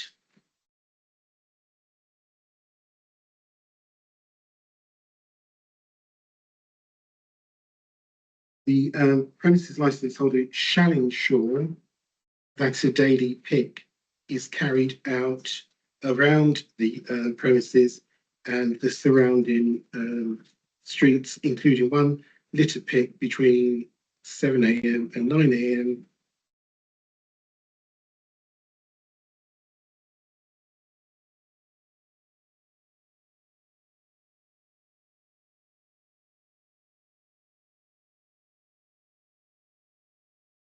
Just bear with me because I've amended this again. So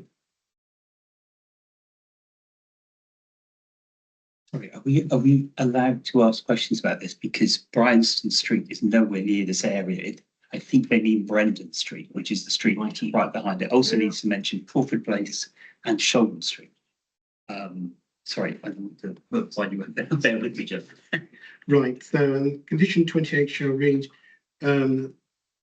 the premises license holder shall ensure that a daily litter pick is carried out at the premises and the surrounding streets, including one litter pick between 7 and 9. The premises license holder will dispose of all rubbish collected at its own cost. So you said Bryan Street should read Brendan Street. And it should be Crawford Place after that. Crawford Place. Cato Street, which was mentioned by councillor as a mile, and Sholdham Street. And that's Cato with a C or N? CATO.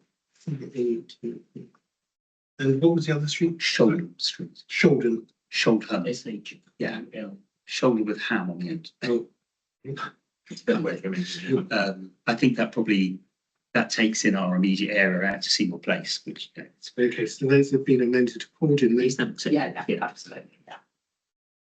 So the next paragraph, the word will has been substituted for shall. These records will be available for review by management residents and authorised officers of the council on request. So just added those additional words there. 29, again, the word will substituted for shall. Twice.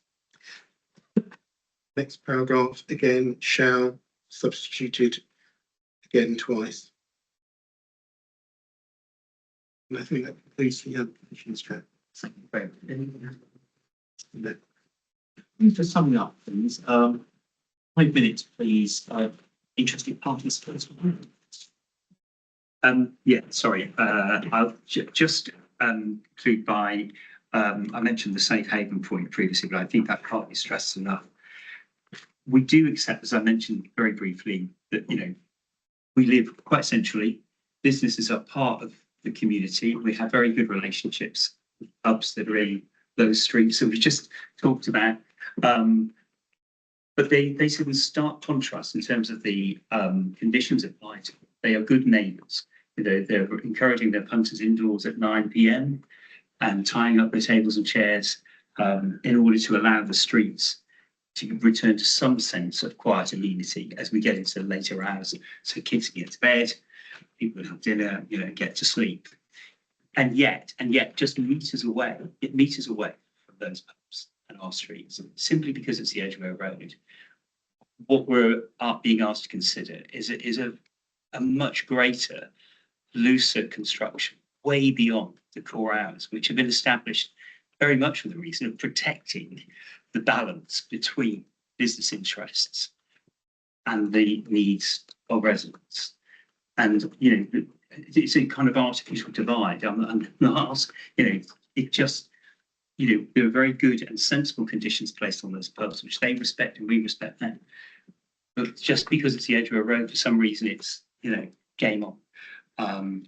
And, you know, I would just ask, you know, particularly as we're now moving from the Friday and Saturday that was given under the previous process, you know, we really don't wish to see the council create an environment that means that we forego that piece of amenity across the working and school week. I think that can't be emphasised enough. This isn't Friday and Saturday where we all might, you know, be a bit freer and looser. This is the school week. We have lots of families in our streets, and they deserve to be able to do their homework piece, go to bed. Thank you. Any other points of interest? Summing up? I just have two, sorry, I cut you off. We can't emphasise enough how it is a close community, and the businesses and residents do work together. So it wouldn't be unusual for McDonald's among the community. So the businesses generally cooperate with residents, and there's a number of residents who feel a responsibility, and it would be a shame to let them down. Could I ask the applicant and indeed the interested parties whether or not a reduction in hours, perhaps by an hour, would make any difference? Would that be something you will consider? Would that be something that make any difference to the interested parties? And it's really my our information. Look, I'm open, and like I've always been to discussion. So I'm probably going to ask parties. I think our position would be that, for example, if the question was an increase to core hours, I think we'd probably say yes. They already have more. I think if they have midnight already Sunday to Thursday, because of it's those days of the week, I think we'd ask you to. But I just have two very quick points to make in closing. Mr. Chance correctly, of course, said that this application is different to the application in 2023 and will be judged on its own merits. Of course, it will.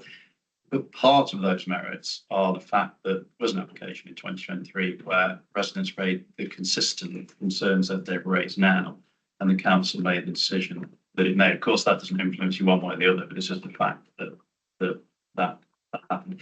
The second point is that, so you rightly, as you're entitled to do, were asking questions of the applicant about the economic impact of the application. Of course, you're completely entitled to do that. The changes to licensing law and practice, some of which have happened, some of which are going to happen soon, which have specifically required an authority to take those factors into account, haven't changed the fundamentals of licensing decision making. And in fact, the mayor's draft licensing policy makes that abundantly clear. It talks about all those other issues, but repeatedly says, but subject to the direction of the licensing getters. That's the clear focus still, and looking to have a balance between business interests and residents' interests. And in this case, we say because they have later hours Friday and Saturday, that's made to complete. They have beyond core hours already in the week. We say that is the correct. Could I ask the relevant authorities? You just mentioned about whether an increase of an hour would help. For us, it would be a no as well. We still object. I just say one thing on the delivery riders. A lot mentioned about delivery riders. The police are aware that delivery riders can operate between multiple companies. It could be banned from Deliveroo, but then operate under Uber. It is a challenge for us as it is for the businesses that can't control it, and nor can the delivery companies. And as this ID swapping has been mentioned, we're aware that takes place. extremely regularly. As in you can't control who's going to be delivering the food. Any other points from the? If not, I'll move across to the applicant. Wait, sorry. Oh, sorry. No, just going on about reducing it by now, no, they've already gone past core hours, so we wouldn't welcome that either. As I mentioned before, it's in the Edgware Road, special consideration zone, so you need to be satisfied that they've addressed all those points. Thank you. Thank you. Yes, thank you. So just again, thank you for your time. And I just want to again reiterate, there's been no record of our premises under EHO for noise. And we have still, and I know earlier it was mentioned, 10s for 8 days, and I totally agree. But even on Friday and Saturday, where you would expect the most noise, we haven't had anything related to the premises. Also, no record of crime after 11 p.m. as well. So I want to reiterate that fact. A lot of, again, with respectfully of what I've heard is may, and it's not factually based. May contribute, may do this, may do that.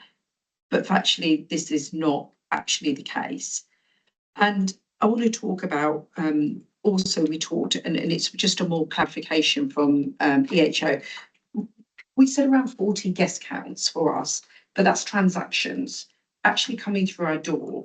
If we're saying 70% of that is delivery through those times, actually going through the door, we're looking at between 10, 15 maximum on those hours. And I want to be really clear, the majority of this is delivery. I also know that we talked about the previous applicant, while it can't be considered, they talked about technology application, about not congregating outside. I think the difference is we're willing to put it as a condition.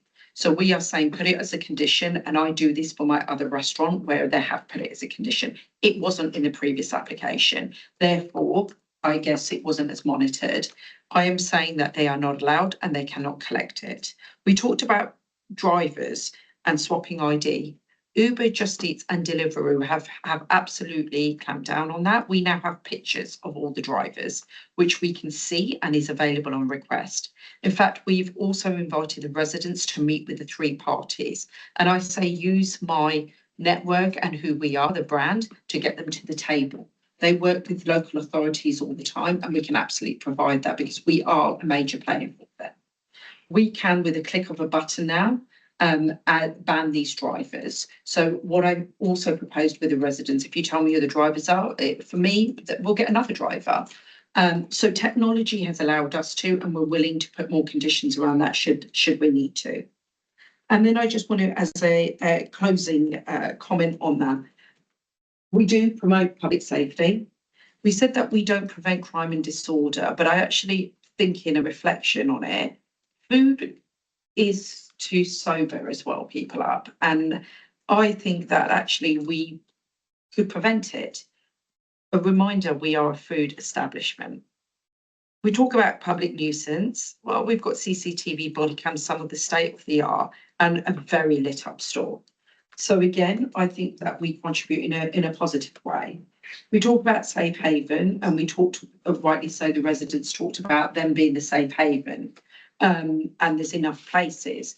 But I want to remind you, as a woman and someone vulnerable, if I'm not from the area in Edgware Road, if I'm walking, I don't know all the places. I'm not going on my app. I am going to the place that is the most closest, most lit up, and I will run to. I generally would go to a brand that I know. So I think while it might work with the residents who might know Waitrose are safe haven and hotels, as somebody walking by, I'm not sure I would know that. And one of the things, as being a mother, I've always told my children, you go to the most lit up place and you go there if you're ever in trouble. I still think while it's an ambition for After Dark strategy, as mentioned, that ambition is to take leaders like myself who are responsible and let us help with that strategy. Reminder, while it's not part of the licensing objective, employment, and it's a secure, significant investment within Edgware Road as well. So thank you so much for today and your time. Thank you. Thanks. We're going to move to our deliberation now. We won't be announcing it today. We'll do so in 5 days. I just want to thank everyone for all they put into this meeting. It's enormously important for business, but also for the residents, and indeed for the responsible authorities who are managing policy. Did you want to say anything? Then thank you all. We'll retire. Thank you very much. What am I? I suspect we're going to take at least half an hour for the time. No date before. I think 12:30, we'll try for 12:20, but it may be 12:30.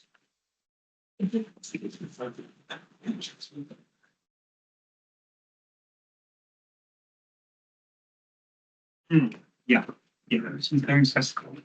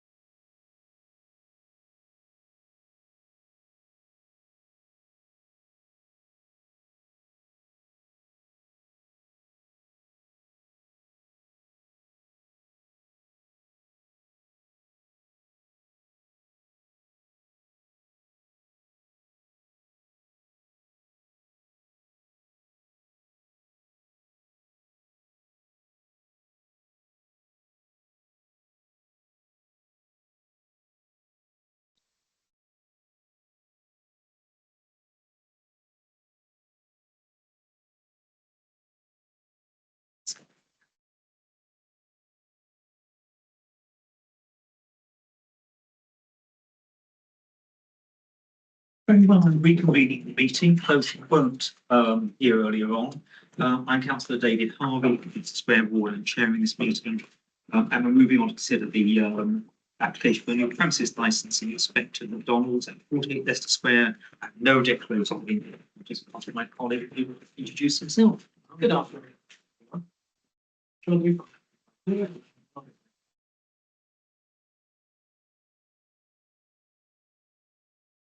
So I think most of you know how this works, that the applicant, relevant authority and other parties give the submissions. The applicant has asked for 20 minutes, I think, for a presentation, which I'd ask you to make it an economical 20 minutes if you can, but I'm happy to grant that. And obviously that applies to other parties, then they need more time. So I'm going to ask, first of all, the licensing officer, Lucy Phillips, to introduce the case. Thank you, Chair. This is an application for a new premises licence for McDonald's, 48 Leicester Square, London, WC2H7LU. The application has been made by Capital Archers Group Limited, represented today by Gary Grant, Joshua Simons, Claude Abigurge, Tim Molden, Andrew Bamber, Sylvia Oates. The applicant has applied for late night refreshment Monday to Sunday, 11 p.m. to 5 a.m. Full details of the application can be seen on page 54 of the report. Representations were received from the Licensing Authority, represented today by Karen Abbott, Environmental Health, represented today by Maxwell Kodua, and the Metropolitan Police Service, represented today by PCC Muldoon. The premises is situated within the St James ward and falls within the West End Cumulative Impact area. That's all from me, Chair, unless you have any further questions. No, I just asked legal advisor and other officers to introduce themselves and should have done. Thank you, Chair. Horatio Chance, legal advisor and senior solicitor. Very well. Yes, just wanted to clarify, license. Late night refreshment post hours up to 5 in the morning.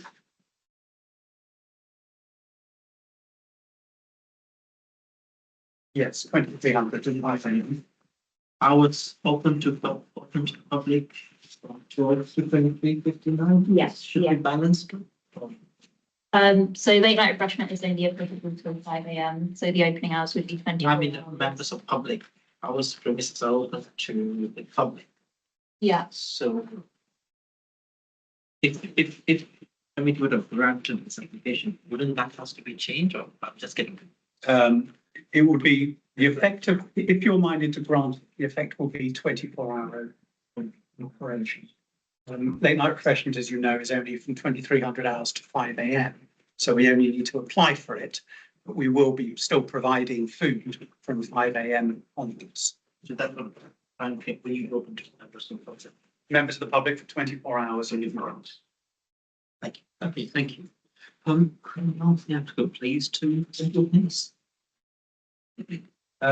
Councillors, at the moment, McDonald's in Leicester Square, which is its flagship store, is able to operate in Leicester Square 22 hours a day.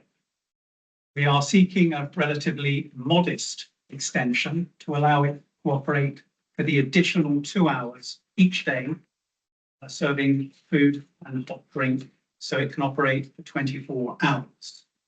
My client is the Capital Archers Group Limited. They are the largest of McDonald's franchisees.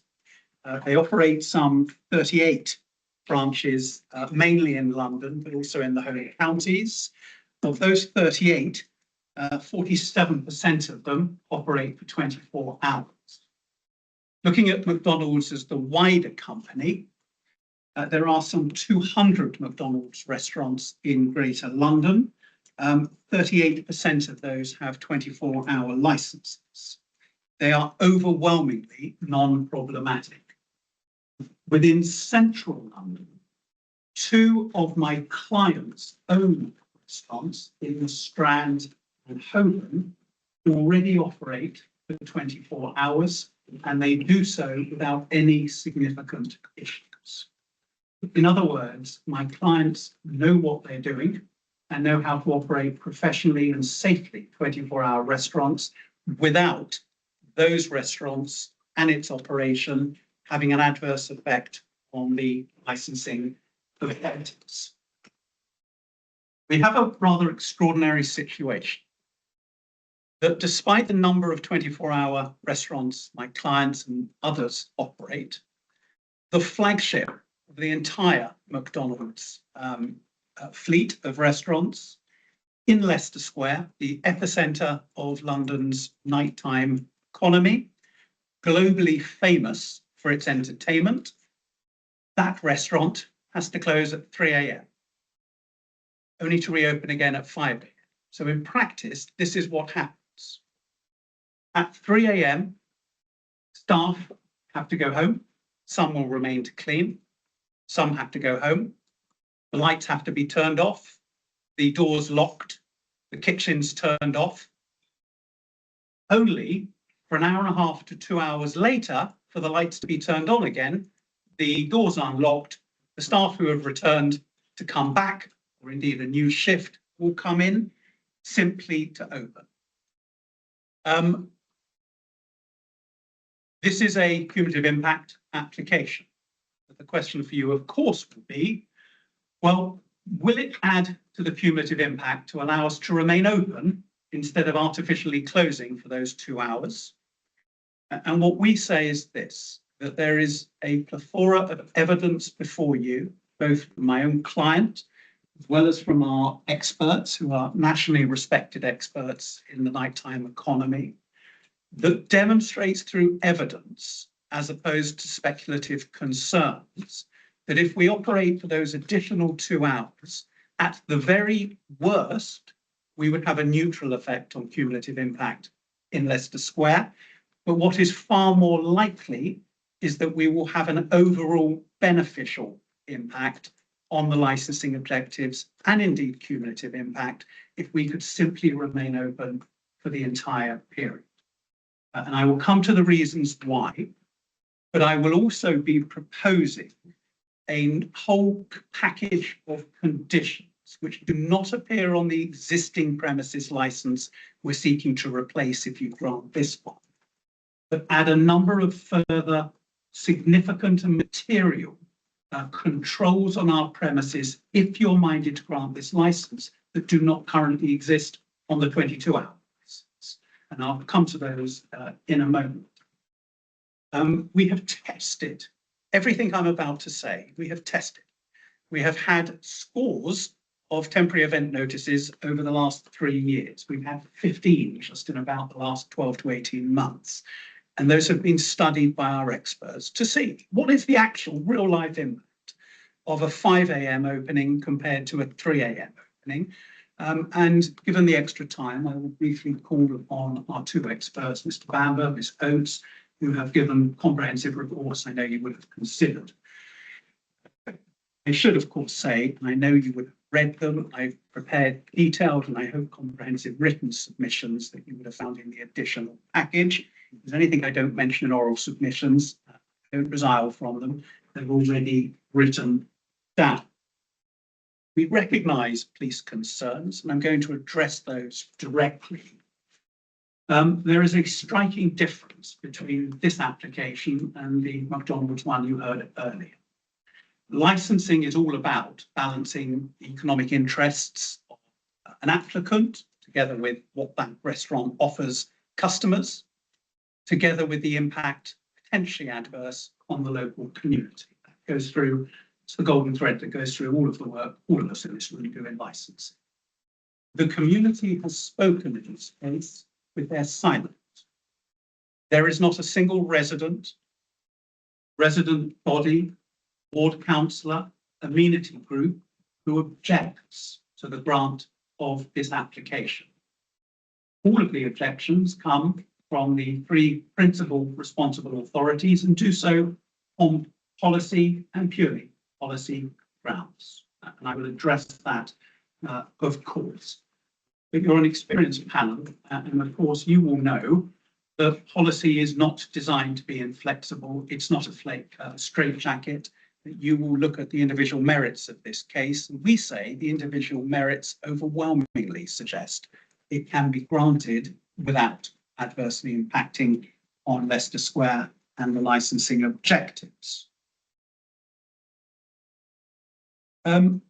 My clients have a proven track record of being good to their word and operating in a way not only that doesn't adversely impact the community, but operating in a manner that has positive impact on the community. You will rightly be advised, and the policy says so, that simply because my client's a good operator is not a reason to grant a license. You expect everyone to be a good operator. That's not what I'm relying on. What I'm relying on is a track record of positively improving the public realm in which they operate. They've operated for some 30 years. I will give simply a few examples of the positive impact they make, which we say will be extended if their license is extended. In 2018, my client was awarded by Westminster City Council the Westminster Lion accreditation, which, as you will know, is given to businesses that make a positive, community-focused contribution on the community. They were also awarded the inaugural Westminster Opportunities Award. It was presented by a councillor who will be particularly well known to one member of the subcommittee, Councillor David Harvey, who I just noticed when I saw the names being published, and it's in our pack, and indeed your words, Councillor, at page 254. So this is a company that has a track record of making a positive impact wherever they operate, not simply being good operators. They also are significant contributors and members of the local business improvement district, Holborn. And that's important, particularly in the scope of this application, for this reason. Through partly, but significantly, my client's funding of Holborn, and they give a levy beyond the usual bid levy, they fund a private police security force known as My Local Bobbing, that among other places police Leicester Square. Mr. Muldoon rightly points out that these resources are limited. My client, together with other businesses, seek to remedy that deficiency, which is of no fault of the police, money is finite, by putting My Local Bobby officers into Leicester Square. Within the evidence pack, there's evidence that should this application be granted, my client's funding of Local Bobby will cover additional extended patrols by My Local Bobby of whole of Leicester Square, and in particular the area outside of us, because they will only operate if their members are open. At the moment in Leicester Square, My Local Bobbies effectively end their shift at 3 AM because that's when you close. Should you be minded to extend that to 5 AM, I can indicate that My Local Bobby will extend those patrols to 5 AM. In other words, grant of this application will provide more safety and security for Leicester Square and fill in the gaps that the Metropolitan Police are unable to fill in what is perhaps one of the most important nighttime locations in Leicester Square. In addition, my client has the Best Bar None Gold accreditation for their Leicester Square branch. So my clients operating longer provide more benefits to the licensing objectives, preventing crime, disorder, securing public safety, preventing public nuisance are the principal ones that we contribute to if we open, we don't detract from.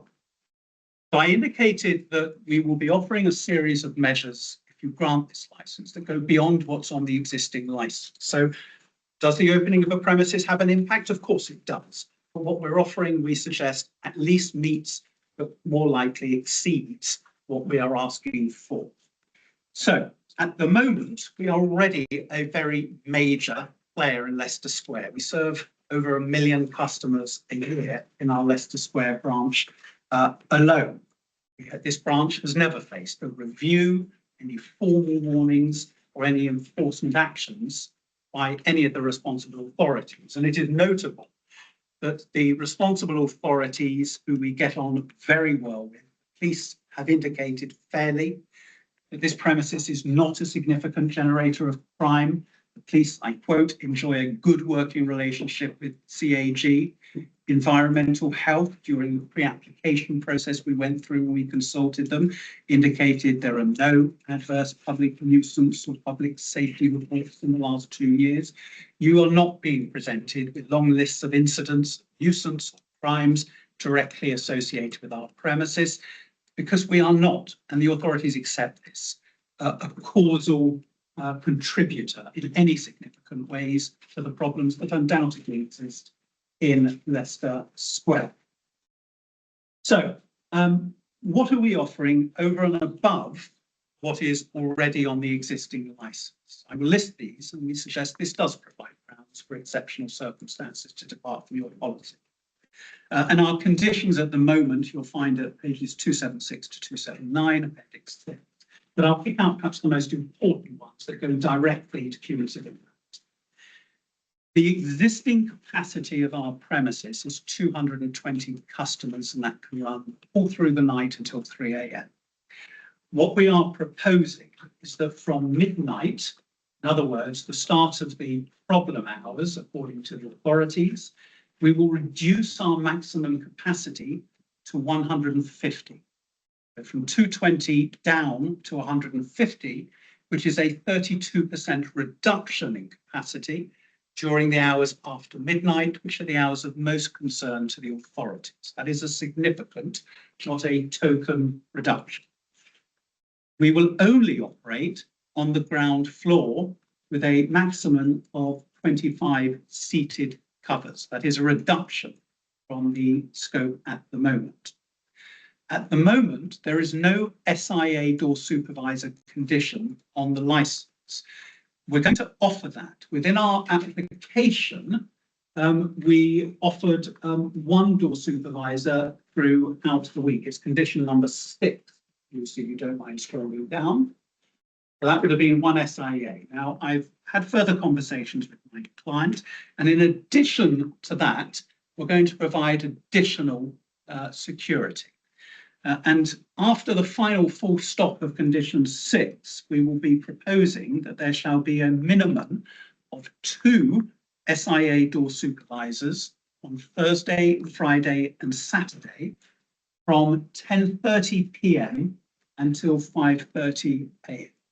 So that is a significant increase in the minimum SIA requirement, which goes directly how do you control cumulative impact issues, as well as the additional My Local Bobby patrols that go directly to minimising and mitigating cumulative impact. Police raised a concern on the 5th and 6th of June about some litter being left by some people who were sitting outside. Some of those were our customers. Please do look at the photos, because what you do see is people sitting quietly, unproblematically on a bench outside. There we are. That is not cumulative impact. Cumulative impact is not simply more people. Cumulative impact is more people undermining the licensing objectives. They are not. They did leave some litter. There is a litter patrol. I can indicate, and the police were unaware of this, that that is a litter patrol provided by Veolia, who also the council use, but funded by my clients through their Holber levy. So in actual fact, it was in part my clients' funding that led them to clear up. But what we're going to propose is this, that at the moment for litter picks, we have proposed a litter pick every hour. What we are now going to propose is a litter pick every 30 minutes. And indeed, we brought in a new enhanced litter policy when we saw, even if it was only for 45 minutes, there was litter done.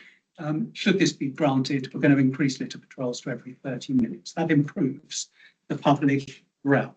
We are introducing a new dispersal policy. It's at page 87 to 92, a child safeguarding policy, conflict management training, all as conditions. In addition, I can indicate for the first time today, and this follows the concerns you heard this morning in the other application, we will be offering a condition of no food or drink deliveries from the premises, either by the licensee or a third party, at any time. So at the moment, there are some deliveries. We're going to eliminate those because that can add, when you've got mopeds and bikes turning up to cumulative impact. We are, by concession, prepared to eliminate those. It's your model condition MC64 adapted to say no deliveries at all. Finally, safe haven. You heard it this morning. We are the only accredited safe haven in the whole of Leicester Square. Nearest other one is the National Portrait Gallery in Trafalgar Square. That closes at 6 p.m. midweek, 9 p.m. at weekends. It is really important. You've heard evidence within our Sylvia Oates's report, as well as Mr. Bamber's, that people do use it. On occasion, 7 vulnerable individuals came and used our safe haven to recharge mobile phones, to have water if they perhaps drunk a bit too much, to help them travel. Contact emergency services is necessary. This is a very real contribution to promoting the licensing, public safety, preventing crime and disorder. At the moment, and this is witnessed by Miss Oates when she attended on one of the occasions, we have to disperse those vulnerable people back into the public realm at 3:01 a.m. because we can't stay open. We don't want to do that. We want to be able to keep them in and provide a 24-hour safe haven. That directly contributes to the promotion of the licensing objectives in this case. As I say, we have proved our concept and we have by through 10s. There were 15 of those between July 25 and April 26. You have our own expert reports who, if you wish to ask them questions, they can tell you what they saw. They are unanimous. If you allow this venue to stay open, it has a positive impact on controlling through a managed premises the public realm. The evidence from the authorities, none of it is site specific, none of it is specific to Leicester Square, particularly from the police. None is specific to the 3 to 5 a.m. extension we seek. And the police refer to robbery hotspots. They refer to the hotspots as being north of Shaftesbury Avenue. We are in Leicester Square to the south. So you don't have evidence we are a robbery hotspot. None of them suggest there's any causal link from McDonald's operation to general crime levels. The police raise a concern, yes, but what about intoxicated people who are kept in Leicester Square? It exposes them to criminal predatory gangs.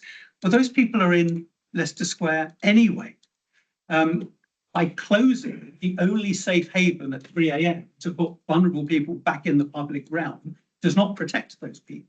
They would be better protected from the predators by being allowed to remain in our venue until any threat has disappeared. Police say, well, extended hours will draw people back into Leicester Square instead of dispersing them. But the actual evidence on the ground that Ms. Oates witnesses in this case is that the customers between 3 and 5 a.m. when we operated under 10s are predominantly night workers finishing shifts, individuals waiting for taxis, people separated from friends, and welfare presentations. In other words, they're already in the area. They're not being attracted to us. I'll finish with just these points. You have third-party support from the Hippodrome, from the Londoner Hotel, and from the Heart of London Business Alliance. You'll find those within our papers at page 109, 120, 123. They have a real stake and interest in making sure Leicester Square is safe and welcoming for their customers. They support this extension. They know the good we do. They want that to be extended. And you've already, and I know you'll know about the economic benefits. We employ 125 team members rely on the nighttime shift. We will give them more work. In particular, I'm just finished with this, female staff at our venue don't like having to be sent home at 3 a.m. in the dark.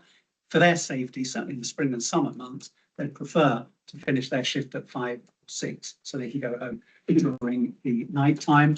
All of this application feeds directly into national and Westminster policies outside of licensing.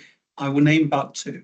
Your Westminster After Dark strategy, your Safer Westminster Partnership strategy, all of which ask businesses to take a lead by making Leicester Square, among other venues, safer for women and vulnerable people at night.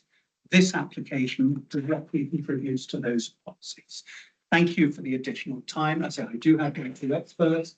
Claude Abbey Burgess is our CEO, and will answer any questions you may have. Thank you very much. I've got some questions, but do you want to start? Yeah, I'll start. Thank you, Chair. I just want to understand, how does your currently safe happen? How does it operate? Because at the moment, you do have SIA or you don't? I'm just going through it. We do. I will ask, forgive me, but by way of introduction, so our CEO is Claude Abbey Burgess. Tim Molden is the Director of Security and Licensing. In fact, he was a former West End Metropolitan Police officer, so he knows how to which he speaks. He would like to answer that. Claude, want to answer that? So how does it happen? This, as you said, you want to keep the victims 24 hours in your premises. I assume it's not a hotel, but how is your staff member going to be with the victim, or how does that, or you just make them sit in a table and say, stay there until the police come? How does that work?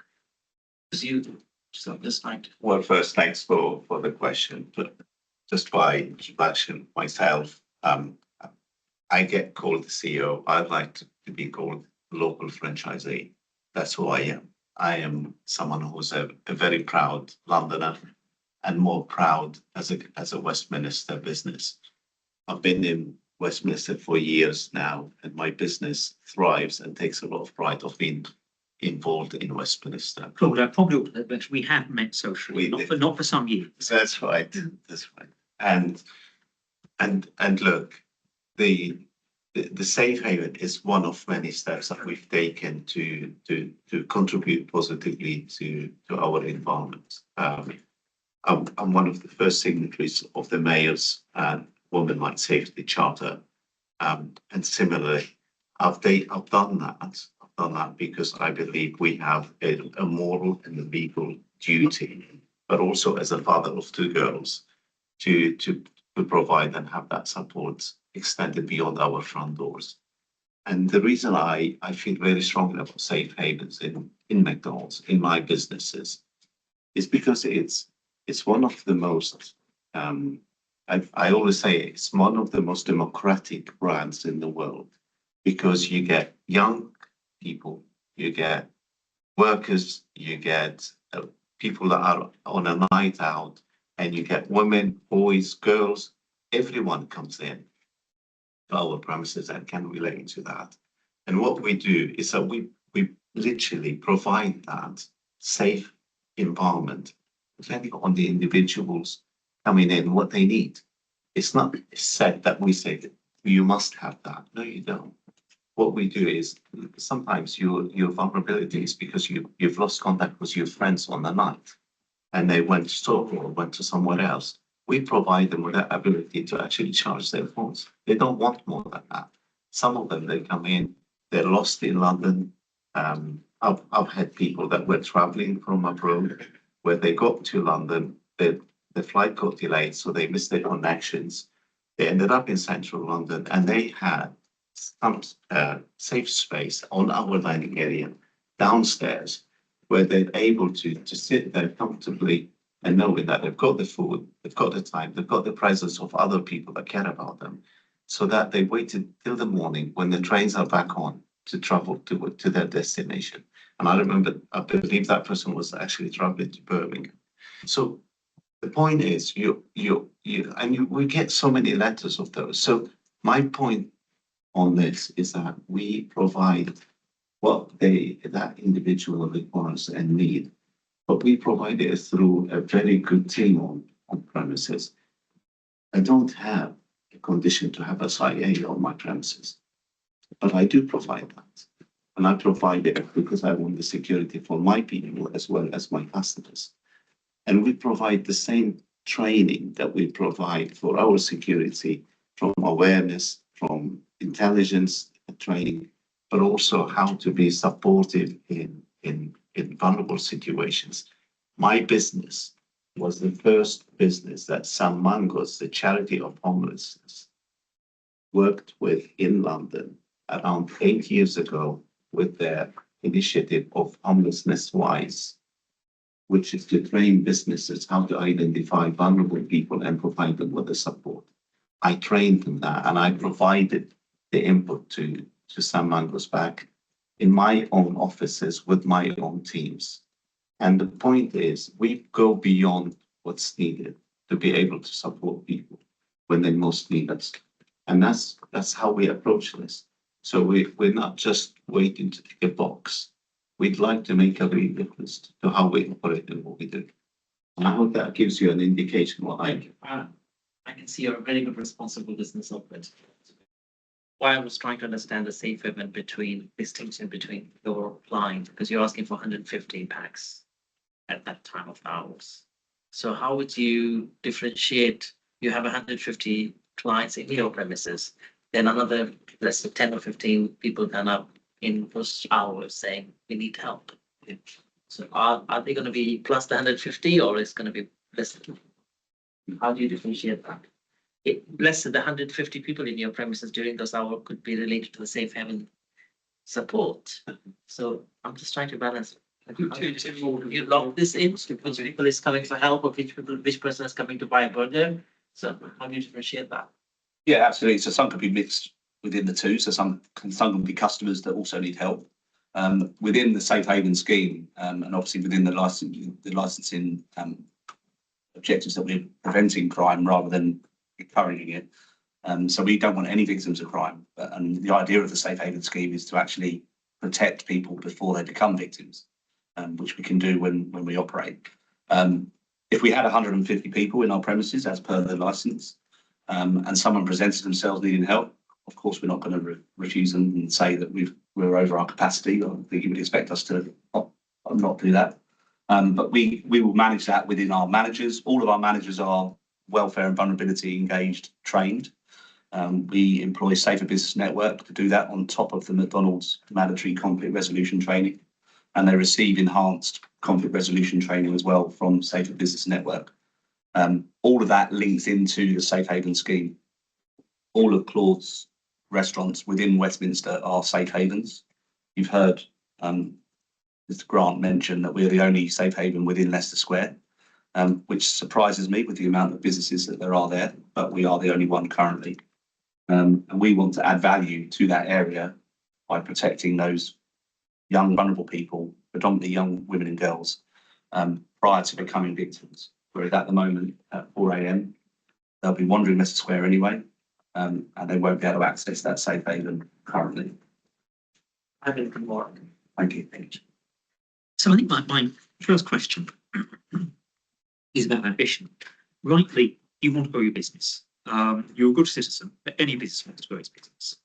And so you become a destination because you are open during those hours and you won't be able to manage that. It may just happen. Let's suppose that people started to come to you because you were a well-known landlord of being open at 4 in the morning, 4:30, and they got to be quite larger numbers. How would you manage that? Look, I don't believe people will travel to Leicester Square just because McDonald's is open. Actually, on your way to Leicester Square, you probably pass the Strand, that is 24 hours. You probably pass Holborn, that is 24 hours. If you're coming from West London, you pass High Street Kent. If you're coming from North London, you pass King's Cross. They're all 24 hours, and they're all already available and surround our area. So I don't believe we are a destination. What McDonald's is we provide the convenience. That's primarily how our business is driven.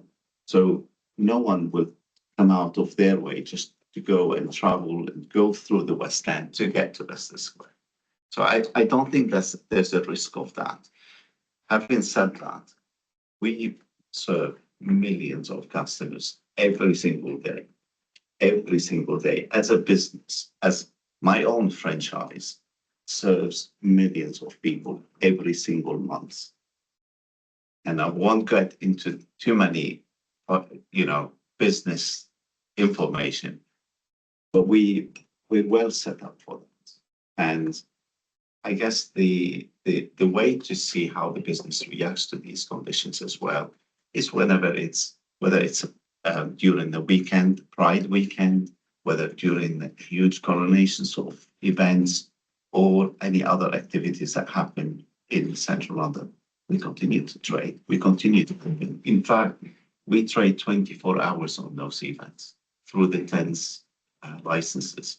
And we've never really had any issues with that. So the team is well equipped, is well trained, is well led on the security side of the business. Tim and his team, actually, that's their primary focus in my business.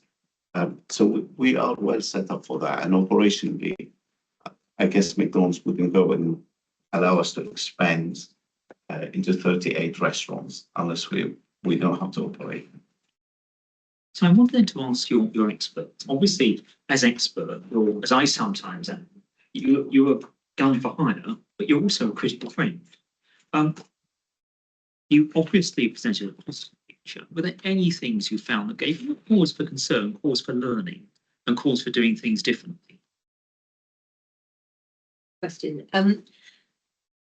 So you're correct that my sort of business relies on me being an objective observer, and I love working with clients such as Capital Artists Group because actually, you know, I number one, I feel good about doing the work because I genuinely believe that they're a good operator. Number two, I often come away with some really good ideas I can share with other businesses that I work with.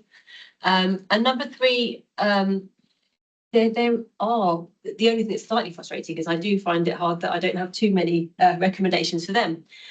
One thing that we did observe, and I believe it's in my report and it's already been actioned, I believe, was around the style of music that was playing on the first night of observation. And I suggested that perhaps that should be revisited, and I believe that has now been revisited. Apart from that, it was everything was operating fantastically, and I even spotted some things that the licensee hadn't, the franchisee hadn't even highlighted to us. And I think I spot this a lot in operators. They don't realise some of the positive things that they do because it's just part of the course of what they do.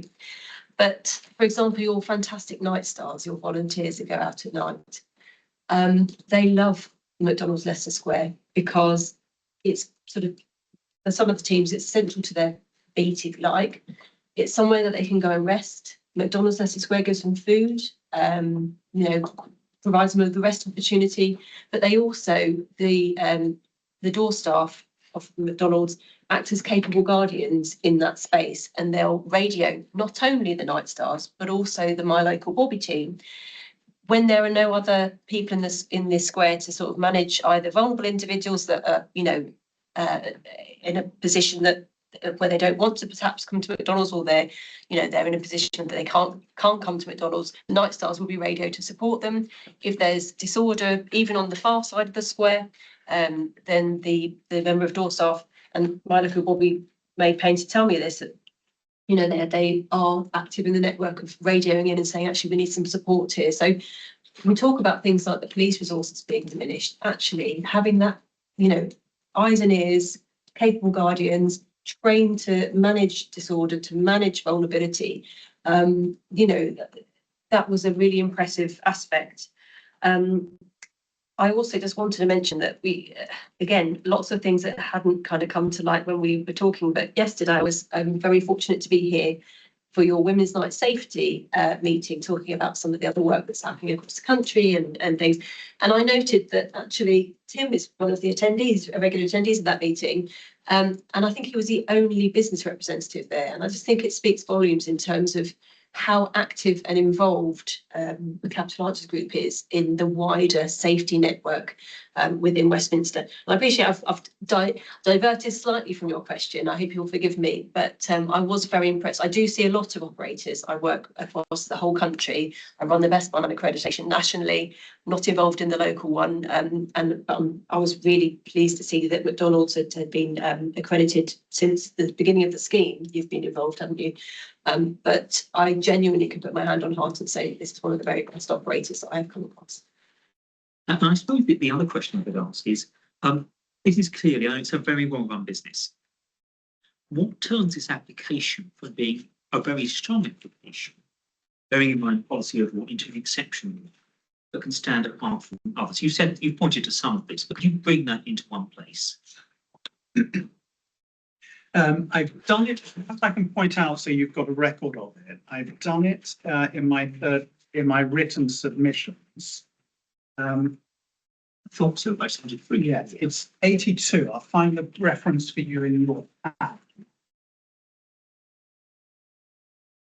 So the additional pack, and you'll find this at page 33 of the additional pack. Try to bring it all together. The operator has a 12-year unblemished record. B, the extended hours have been tested in practice without incident. C, there are 2 independent expert assessments who unanimously support the proposition. This does not add cumulative impact. It will be beneficial to the licensing objectives. D, the premises actively reduces cumulative impact. E, the safe haven benefit is concrete and measurable. Over the page, F, the new conditions package is a significant upgrade. And I've made some further proposals today. In other words, to have a upgrade of the SIA provision from Thursday, Friday, Saturday, 2 from 22:30 until 5:30. I've added an additional no deliveries question. So in other words, what we're asking for is a far better controlled and regulated than what went before. And we would, of course, surrender the existing license if you're minded to grant this one. G, there is no community opposition whatsoever. H, the representations do not establish any causal link between the issues and McDonald's. I, the applicant is already embedded in Westminster's safety structure, so longer hours helps us to increase the safety provision we already provide for Leicester Square. J, the economic benefit to be weighed. K, you have third-party support from people with a real interest in keeping Leicester Square safe and welcoming. And those are the points we say makes it exceptional. We won't have those on the record. Going back then to the 10s, they look like good results. Was there any variation in pattern looking through a week? Any evening that were more difficult? Or did you find, would you say overall you found it pretty consistent of quite boring? Yeah, I wouldn't use the phrase boring. It was consistent in terms of there was no incidents. Yeah.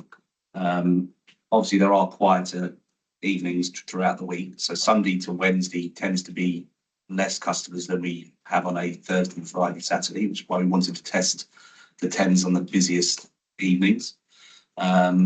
Even during, as Claude has mentioned, even during one of the busiest weekends in Westminster, like Pride, we ran the 10s to make sure that we could cope and deal with the high demand that happens. Obviously, being in the West End those evenings, we hope will be more and more. So yeah, in answer to your question, there were no issues. We saw a consistent pattern in terms of how customers were managed. And on those busier weekends, we provided additional security and additional staff and trained managers to cope with that demand. But Sunday to Wednesday, we need less of that. Yeah. And could you tell me a bit more about incident reporting? It is Leicester Square and Lighthouses. How do you log it? How do you interact with the staff about it? How do you interact with those who might be on the short end of it? And bearing in mind, of course, you cannot control what happens far away, but you can do something about what happens on the doorstep. So there's 2 approaches to this. So McDonald's have an electronic reporting system, which our managers report any incidents, whether that be health and safety or security incidents on. And that's obviously centrally recorded and logged. Our security team, our contracted security, are trained in incident reporting, and they complete an incident report for every incident. And that is also logged. And I have records of that from them. And we obviously liaise closely with if there's any police attendants in the square with them and provide them any evidence that they need as well. And how do you use the that incident record in the running of business? So it governs my risk assessment of, so currently, as it's been mentioned, there's no condition to have SIA. But due to the incidents outside of our restaurant and in the square, because it is a busy area, we deem it necessary for our staff and our customers to have that additional protection. So that governs my decisions or my recommendations in terms of security. And could you finally just say a bit more about staff training? particularly those staff who are going to be working or travelling to and from at very late times? Yeah, so as I've mentioned, it's called WAVE training, welfare and vulnerability engagement. It's not a training provided by McDonald's. We contract Safer Business Network to do that on our behalf. All of our shift managers and salaried managers are trained in welfare and vulnerability. In addition to them, we train our dining area staff, so our customer experience leaders. And we've also trained crew that have expressed an interest in it and feel that we feel that we benefit from it. So in addition to the managers and dining area staff, a number of our kitchen crew, particularly in the night time, are also trained in that. That also it's a bit like first aid training. I always say, because I used to teach first aid, it's not, hopefully you'll never need to use it at work. Actually, you might need to use it in your loved ones at home. So all of that training that they receive benefits from them to and from work just as much as in work. The questions I've got for now. Could I pass over to the Thank you, Chair. Last Authority, sorry, start again. As you've heard today, the application falls within the fast food policy, which is a presumption to refuse unless the applicant can demonstrate an exception to policy. Premises is less, start again. I haven't got enough to do. The premises is located in the heart of Leicester Square, both within the West End cumulative impact zone and an area that experiences some of the highest levels of crime and antisocial behaviour in the borough. The Licensing Authority has concerns regarding the proposal to extend the terminal hour by a further 2 hours, resulting in the 24-hour operation in Leicester Square. It is widely recognised that late night fast food premises attract customers leaving licensed venues at the end of their evening. While the applicant proposes to reduce the internal capacity and close the basement area, this does not prevent customers from remaining in the vicinity. Leicester Square, as you know, is largely pedestrianised, with the seating around the perimeter providing ample opportunity for customers to linger while purchasing their takeaway and consuming it. Members have already seen the photographic evidence from the police showing groups of people congregating around Leicester Square and outside the premises. Where customers are unable or unwilling to remain inside, there is a real prospect that they can consume the food in the surrounding area.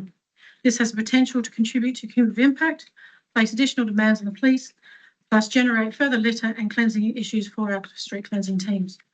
Both the 2023 cumulative impact assessment and the recently adopted 2026 assessment confirm Leicester Square continues to experience significant cumulative impact. The area remains characterised by a high concentration of licensed premises, substantial late night footfall, and elevated levels of crime and antisocial behaviour. It's important to say that all the proposals that have been put forward to you today, plus what's in the papers, should be considered as to whether this application can be an exception to policy. But as the policy only lists a small number of exceptions, we maintain the general view that the applicant hasn't provided a clear, genuine exceptions apart from policy. Therefore, members must be satisfied that everything that is put forward to them today has demonstrated a genuine exception to depart from FFP1 and CRP1. Thank you. Thank you. Just to narrow it down, your concern is more about The takeaway and staying within Leicester Square. They are saying they will only have 150 people. We all know that Leicester Square is a late night destination. So Yes. Surrounding there, already people are around there. Yeah, but it's still classed as kind of like a destination venue, and it's, you might not be able to eat inside, and they have said that it's only 25 seats on the ground floor, but people can come in, take away, sit on around Leicester Square, and it's keeping them within that area. And that's the issue. It's just Do you think any other license condition would help? No.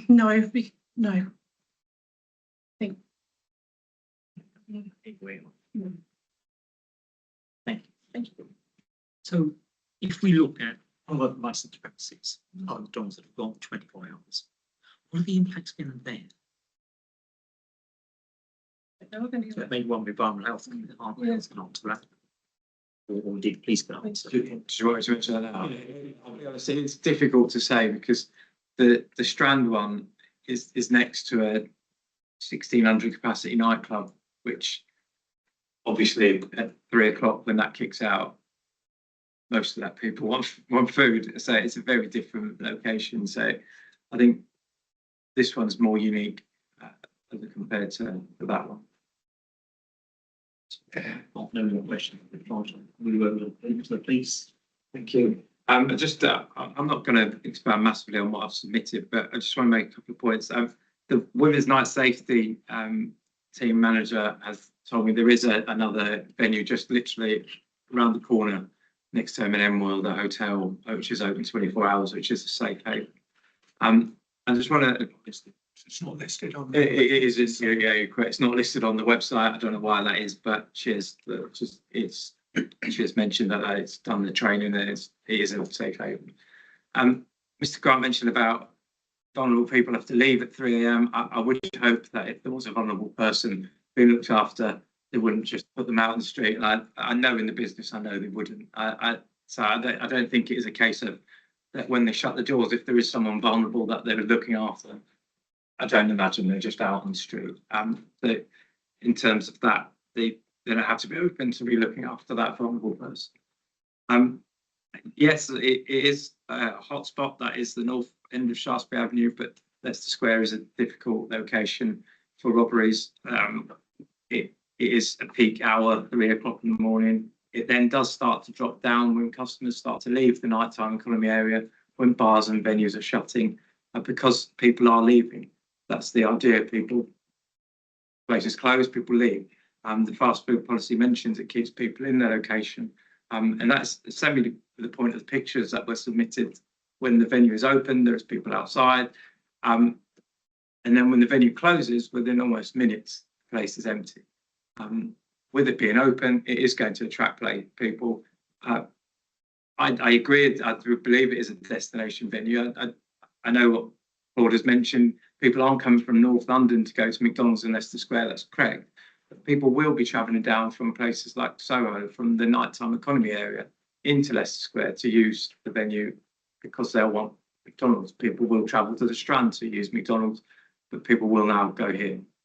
It's open. So I believe it is a destination venue, but not people travelling all across London. So as Claude mentioned, I don't have masses more to add other than I agree with what Kara's mentioned with the policy and remains as it should be reviewed. You almost said what I was going to ask you, but I'll still ask the question. I'll divide my question into 3 sets. You just mentioned staff don't feel safe to leave at 3 o'clock in the morning. I do understand they have the gift of they are over the core hours. Yeah. But would you say staff would be more safer to leave until the core hours, or it's more better them to leave at 3 o'clock, or it's more safe to leave at 5 o'clock? I don't necessarily think it's a massive difference. I don't know if it is a case of they shut the doors at 3 and the staff leave. I don't know how they operate. I am sure there is a close down that is done, and staff aren't shutting the door and walking out at 3. So I don't know what time they leave, but I'd imagine I wouldn't want to say it's once they can leave at 5, it's much safer. They can leave in a safe way. There are a number of ways to depart from Leicester Square. There's tube stations around the corner, there's bus station. But yeah. So you're saying it will put more stress and pressure on the authority if they go more than 3 o'clock? Yeah, I think so. So recognising that the crime identifies mainly north. So that it mentions that's a hotspot north of Shaftesbury Avenue. There is a lot of crime in Leicester Square. So what do we know? What is the picture of crime in Leicester Square? And I presume most of it is, after dark. It's mainly violence against a person, robberies. People are essentially finishing nights out and being targeted by gangs. There are a lot of arrests. There are a lot of arrests made in Leicester Square, a lot of arrests made in Soho, but unfortunately still happen. And they happen regularly, and they happen every day of the week. So one is sort of think you've given the answer to this, but one is in a sense torn between the fact that lots of them are open, lots of bright light, you've got security staff. But the applicant argues that that would actually improve things. But you would see this as actually simply just drawing more people in. It's the balance, isn't it? Yeah. Yeah, I think it would draw people to the location to go and purchase daylight food. Okay, no more questions for you. Not a real. I just wanted, because they're asking Monday to Sunday, 5 in the morning. Would you be more comfortable if there's reduction in our like Monday to, but maybe weekends up to 5 or the 3 o'clock days on the weekdays? Weekends are the peak days for offences, obviously Thursday to Friday, Saturday, they are the peaks. It is lower down during the week, but I think our opinion would remain that it seems to be refused throughout, but weekends are the peak days. If I could just on that point, Mr. Bambert's study of crime statistics specific to Leicester Square. He's a former chief superintendent in the Metropolitan Police and a borough commander. Could he address you on that? Because I think he might cast some light on the question you're I think that's fair, as long as the current police representative. Of course. Yes. Chair, having looked at the crime data, and also if you go back to your cumulative impact assessment, I think it's page 12, which gives a breakdown of the crimes. It's been cited today that robbery is a problem in that particular area. But if you go to your cumulative impact assessment, robbery doesn't feature at all. I think it's something like 4 offences from memory. And if you look at Leicester Square, it's a square with 4 micro environments. The north side is completely different to the south side as the east is from the west. The strip on the north, which runs from Piccadilly Circus through to Charing Cross Road, is predominantly the most populated part of the square. And that's because of the lighting and the late night venues where people gather outside. So you've got the sexual entertainment venues and you've got the casinos. And that's the attraction. The west side of the square, where McDonald's is relatively peaceful and quiet. And I've spent many a night sitting on that wall as one of the customers.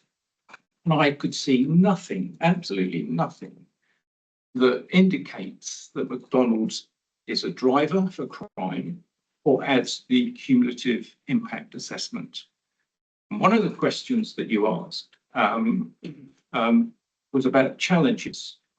Well, I sat on that wall throughout the Pride weekend, and having had 40 years managing late night entertainment as a police officer and in local authorities, and in particular in Westminster, I would say that I was impressed with the way that McDonald's re-engineered their security to manage the Pride weekend. It was exemplary. You also asked something around, being a critical friend. Well, I wouldn't be sitting here today representing McDonald's if I thought there was any chance that they would be a crime driver or add to the cumulative impact in that particular area. I did pick up on one thing, and I found McDonald's particularly responsive. When I first looked at it, there was a litter issue. I raised that as a concern, and immediately litter pickers were put in place to augment the financing they do under the bid for Westminster Street Cleaning. So I would sit here today as crime consultant and say McDonald's is not a crime driver, and it will not and does not add to the cumulative impact in that area. There are other drivers there. Okay, thank you. Do the police or licensing authority to respond to that? Yeah, robbery is a high crime generator in Leicester Square. At the moment, it has been for some time. Alderman Health, please. Yeah, thank you, Chair.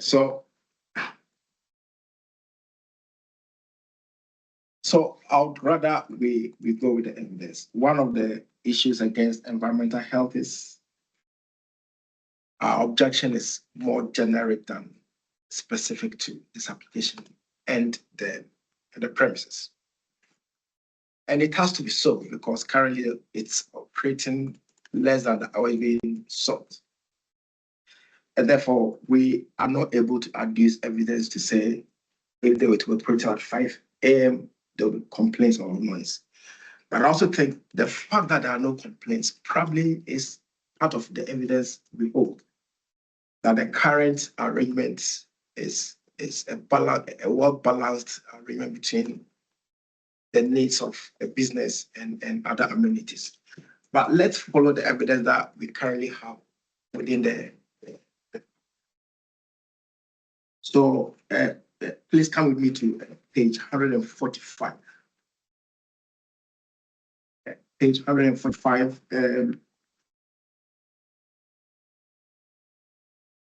Now,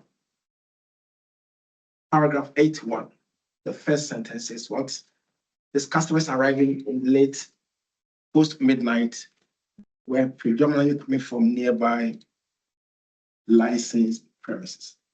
That is the strongest evidence that it's a destination venue. So the majority of customers post midnight were arriving from other premises. Exactly the rationale behind that very policy. Now, paragraph 83, and this is evidence that they have helped us have a look at. Now, the council, we are not able to go into the premises, do observation during night, and produce these reports. So such reports are very useful. Now let's look at paragraph 83. We are told that between 2:30 and 3:30, there were 5 to 10 individuals in the premises. That would negate the whole rationale behind this application. Between 2:30 and 3:30, there were just about 5 to 10 persons within the premises. Now, I'm sorry to interrupt, but I don't want this to go on a false premise. 5 and 10 individuals, what the statement says is, were the ones who were working or mid-shift, including Westminster City enforcement officers and SIA. So 5, if I understand that, Ms. Oates. Yeah, they were the. It's a total of 5 to 10. 5 to 10 of the people who were in there were Westminster Council and SIA officers. They're not customers. No, they were customers. They were easy. Yes. Oh, you mean addition to your. In addition to other Oh, understand. not a total of 5.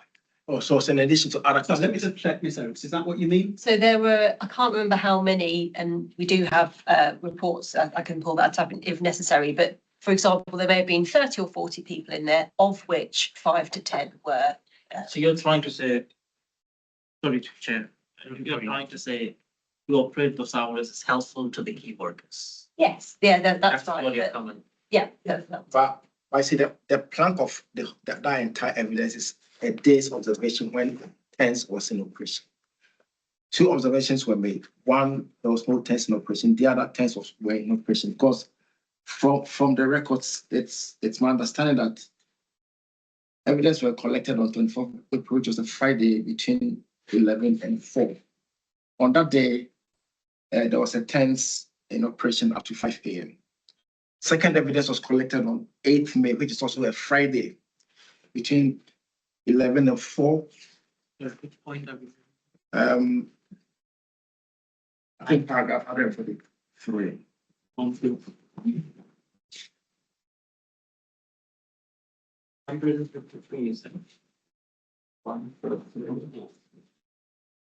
How many? They can help us with, but the impact assessment report that before us is based on evidence collected on 2 occasions, and everything has been listed in the report.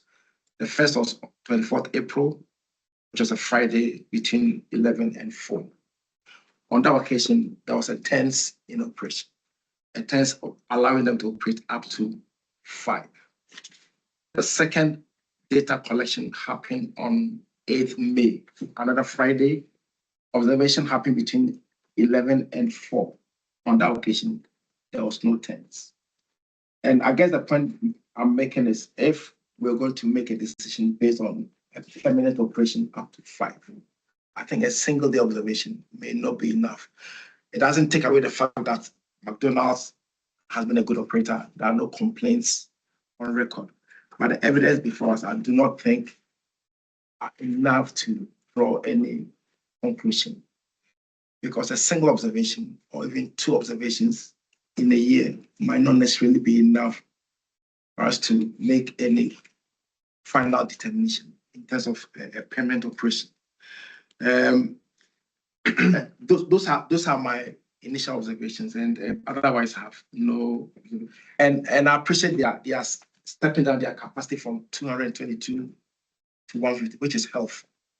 It's for the committee to make a determination whether that is enough for them to rebut the presumption to refuse position of the policy. And also they've also made other concessions in the hearing today, all of which are very useful in terms of policy and also public nuisance risks. But my concern is the evidence before us, with all due respect, are not convincing enough. So have we, I'm so sorry to interrupt, but just by way of a factual correction, I know this was an oversight and it wasn't deliberate by Mr. Kadu. He's mentioned the 2 observation nights of Miss Oates. He's neglected to mention 3 nighttime observation nights of Mr. Bamber, which were between 23:30 and 5 a.m. Those occurred in June and July of 2025 and latterly in April 2026. Those are 3 occasions they were operating 10 to 5 a.m. The second one was for crime impact assessment. And right. The first one is for the nuisance impact assessment. And that's where those observations were relevant. Yes, so I didn't go into the crime because it's not my remit. Now my remit is public nuisance and public safety. And that's why I limited myself to those 2 observations. I think Mr. Bamber was covering all of that. If there was nuisance or ASB, would you have mentioned that, Mr. Bamber? Oh, absolutely. Absolutely. Maybe.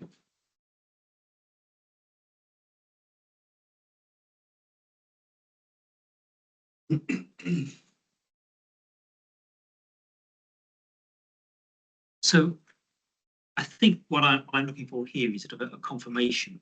In your professional opinion, should we grant this? Should we look for perhaps some negotiating further terms, or should we refuse it? Are there compromises that might be made? What? That's a difficult point. They've submitted a reduction in capacity from 220 to 150, which is helpful. I mean, it helps you to make a decision whether it's enough to rebut the presumption to refuse. Now, the evidence, especially within the remit of public nuisance, the evidence before us are not convincing as far as I'm concerned. However, I take on board the other concessions they've made around SIA and beefing that up. I think some kind of compromise would help.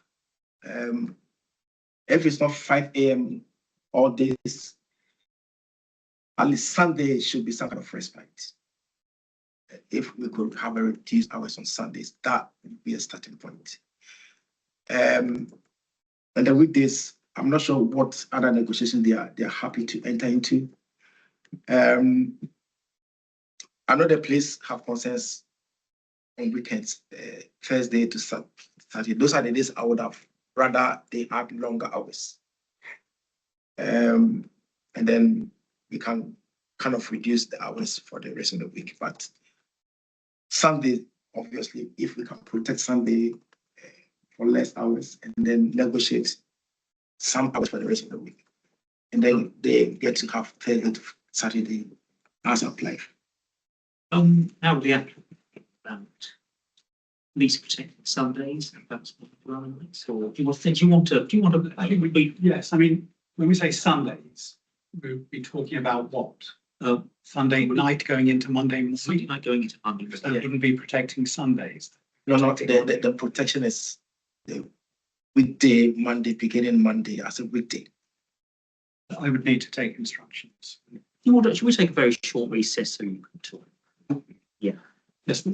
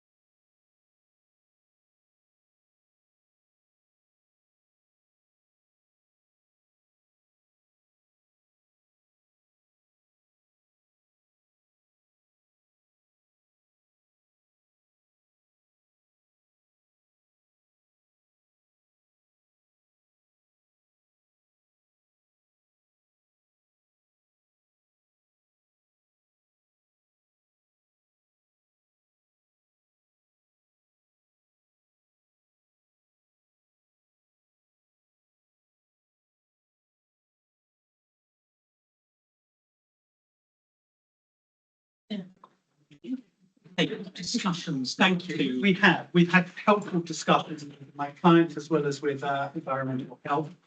The general principle that some respite on Sundays is welcome is a proper general principle. Question is, who's the respite for? The answer is residents. And having spoken to Maxwell, we all agree that in this case, that general principle does not apply because there are no residents objecting. The closest residents of any sort are in the Londoner Hotel, the hotel residents, and they support the grant of this application.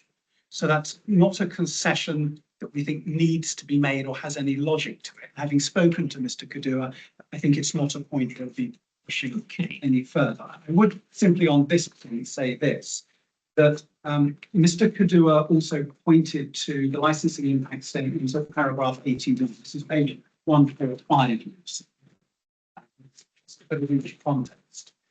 He raised 81 to make the point this is a customer destination venue. But he didn't read the next line. So the line at, sorry, paragraph 81, please, Lucy, page 145. Customers arriving in the later post-night periods were predominantly coming from nearby licensed premises. Mr. Kadua paused there and said that means it's a destination venue. The next line suggests the opposite. The evidence suggested that most were already in the area and collecting food before going home. It even supports my point. That second part line supports the point I was making there. Of course, I agree that people wouldn't travel into the area to buy food from McDonald's, but it would attract people who are already in the area into McDonald's. So it doesn't really. Oh no, entirely accept that. Those are our customers. Those who are already there. So can I ask environmental health? As the council's environmental health expert, do you come down on the side of this will cause nuisance, and therefore we should reject it, or is there a case for considering it? Well, now the reason I'm here, one, it's for policy consideration and also public nuisance. Now, there are no residents I agree, and there are no residential objection to this application. So I guess everything has to come down to policy. And everything you are hearing must be enough for you to vary policy and grant this application, even though policy says the presumption is to refuse. Now, the evidence, whatever I've picked up, is just so it helps you to make that determination. I guess the ultimate decision wouldn't have to rest with me per se.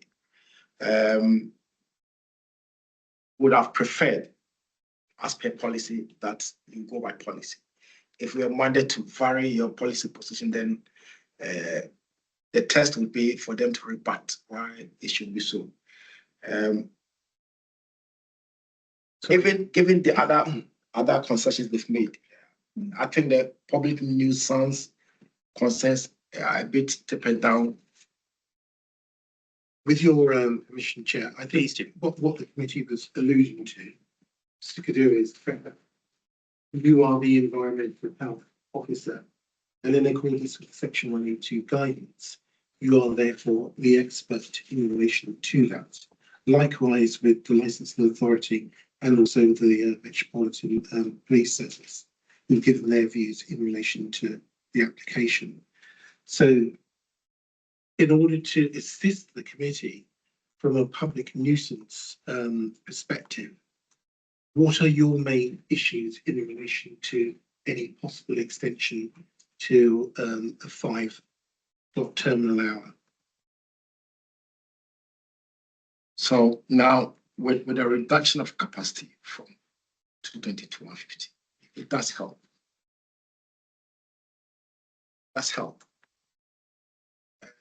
And the other conditions that have been proposed, they do help manage public nuisance from a point of view.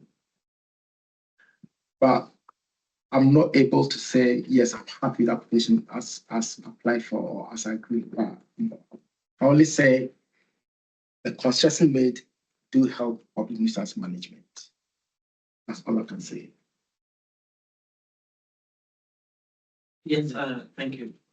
The reason we had this break was to think all the time. Is that same as applies to the weekdays as well? Or it's just the Sunday? Because you said, The reduction in capacity. yes, that's the revision, just change in timing. Reduction of capacities at all times throughout. And you're still sticking to the time 5 Monday to Friday as well. Yes. And coming back to again what Chair and you, licensing and police are very straight what they want with this application to be either their objects and project, and they're guiding us through that. But from an environmental side, we're trying to understand where is your position is. Are you still saying that? Are you happy with the proposal of the conditions, what they're saying?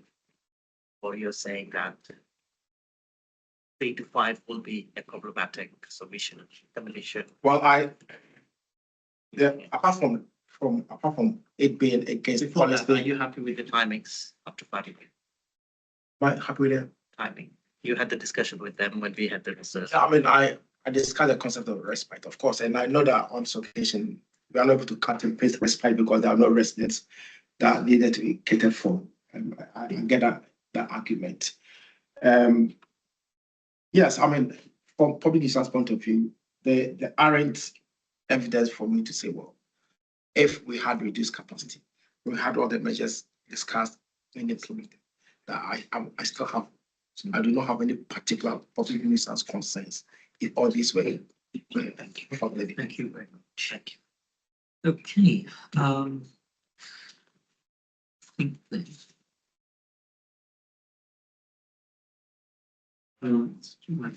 Yeah, yes. Right, well, as everyone knows, each case is considered on its merits. Just to pick up on the point by Ms. Abbott in relation to exceptional circumstances. Obviously, in accordance with D15 of the policy, which says any list of circumstances where exceptions may be granted is not definitive. So there is no definitive list as to what constitutes an exceptional circumstance. And the matters Mr.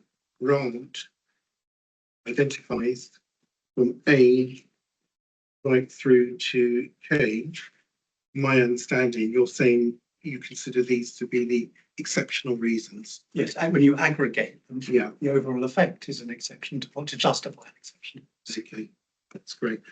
Can we just go to the conditions? Lucy, could you pull up the conditions, please?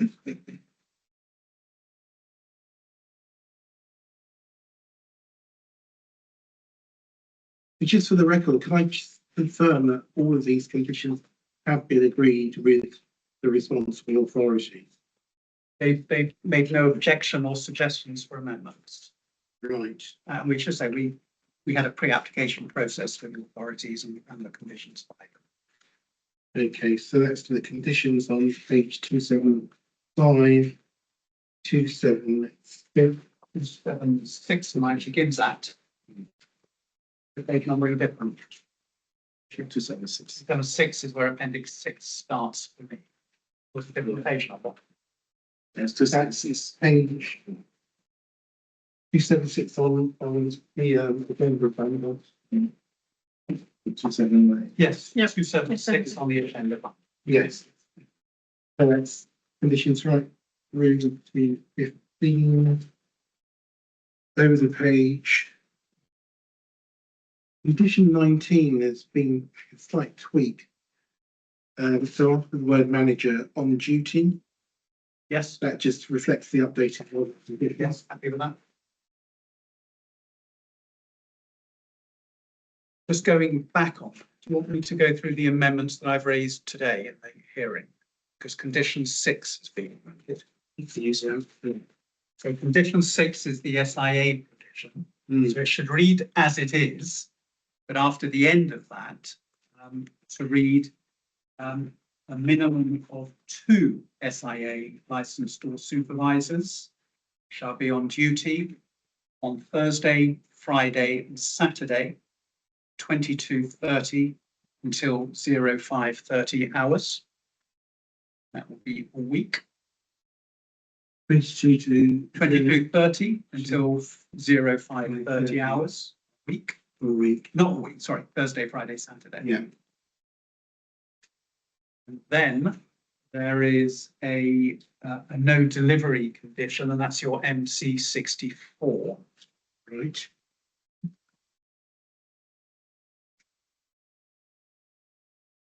Is that as drafted? It's as drafted in MC 64. MC 64 ends between this and this time. We say at all times. So there should be no deliveries, MC 64.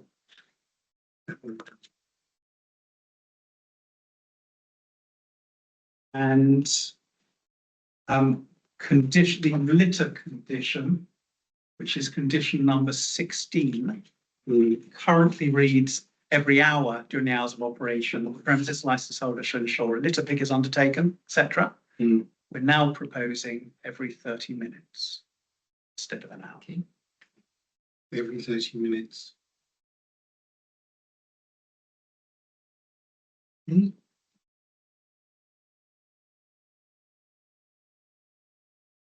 If those were the only amendments to the conditions favors during this hearing. The dispersing policy, could you pull up our model condition? I think it's 86, Lucy.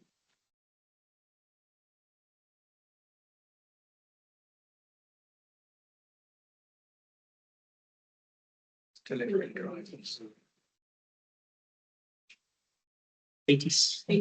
87, thank you, pardon.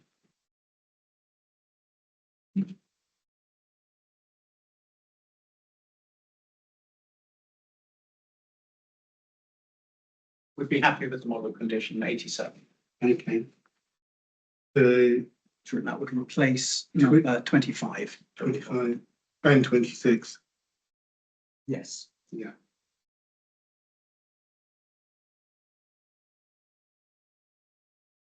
And 27, 28, just the standard CCTV model conditions, aren't they? Yes.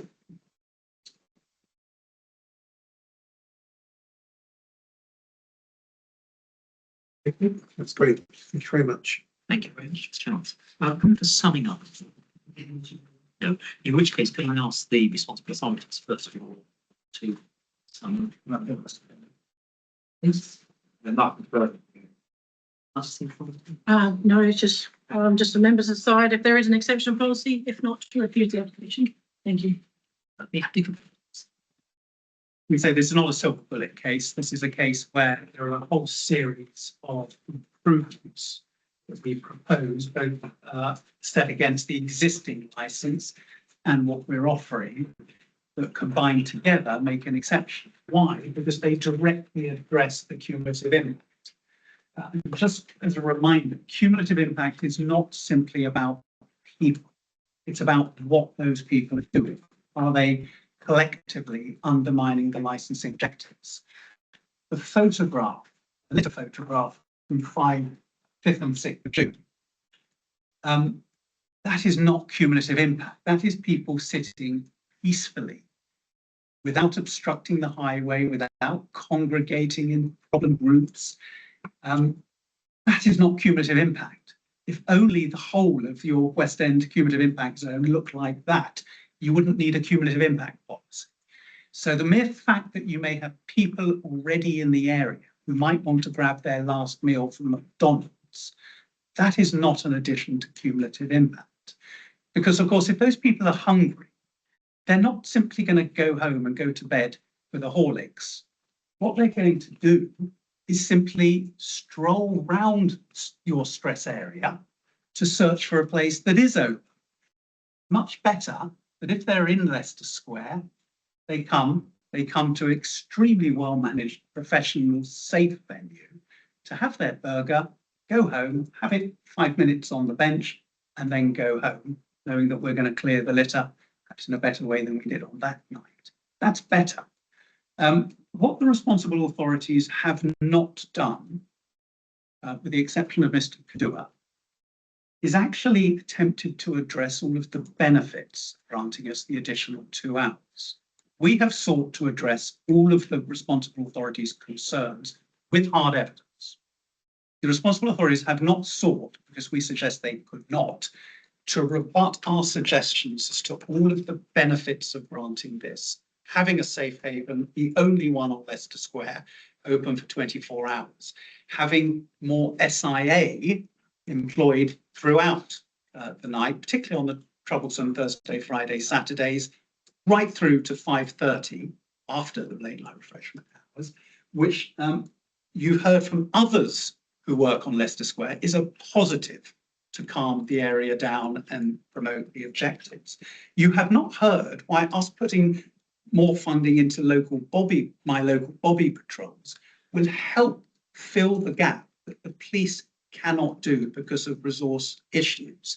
So for all of the additional reasons that I've already set out to you, we suggest that overall, allowing us just to open for those additional 2 hours will have a considerable and significant benefit to the management of the public realm in Leicester Square, and you've heard no evidence to the contrary.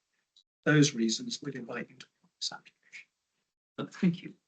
We're going to move to that determination. It won't be decided, it won't be publishing that determination today. So the hearing is now closed. I want to thank everyone for presenting their cases and taking the time to be here. We'll resume.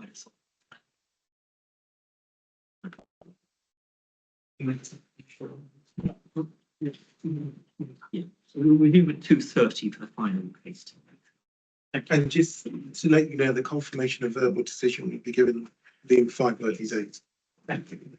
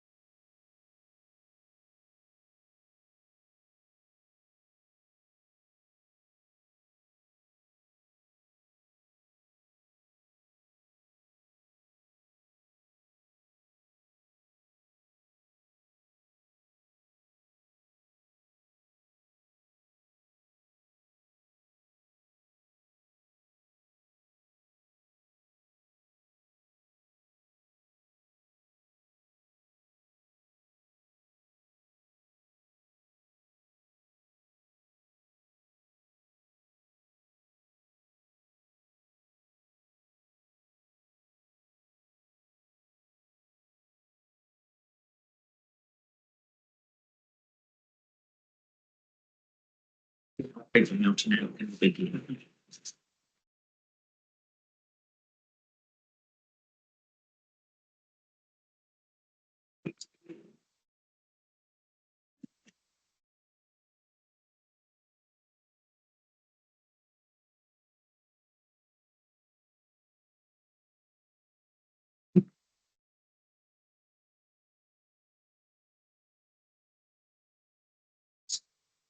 Right, I think most people were here earlier on, and Councillor David Harvey, I'm chairing this Zoom committee. I have no conflicts of interest to declare. Councillor Shannon, Use myself twice this morning, I have no conflict of interest to declare. See you again. So we're doing the committee heads and so I don't think any of them. Part of my agenda. Yeah. So, yeah, that's all. Okay, could I ask the officers just to reintroduce themselves? Thank you, Chair. Horatio Chance, legal advisor and senior solicitor, and I have no declarations. Jessica Bonnet, I'm the committee clerk. Lucy Billis, senior licensing officer. I think people are familiar with the form.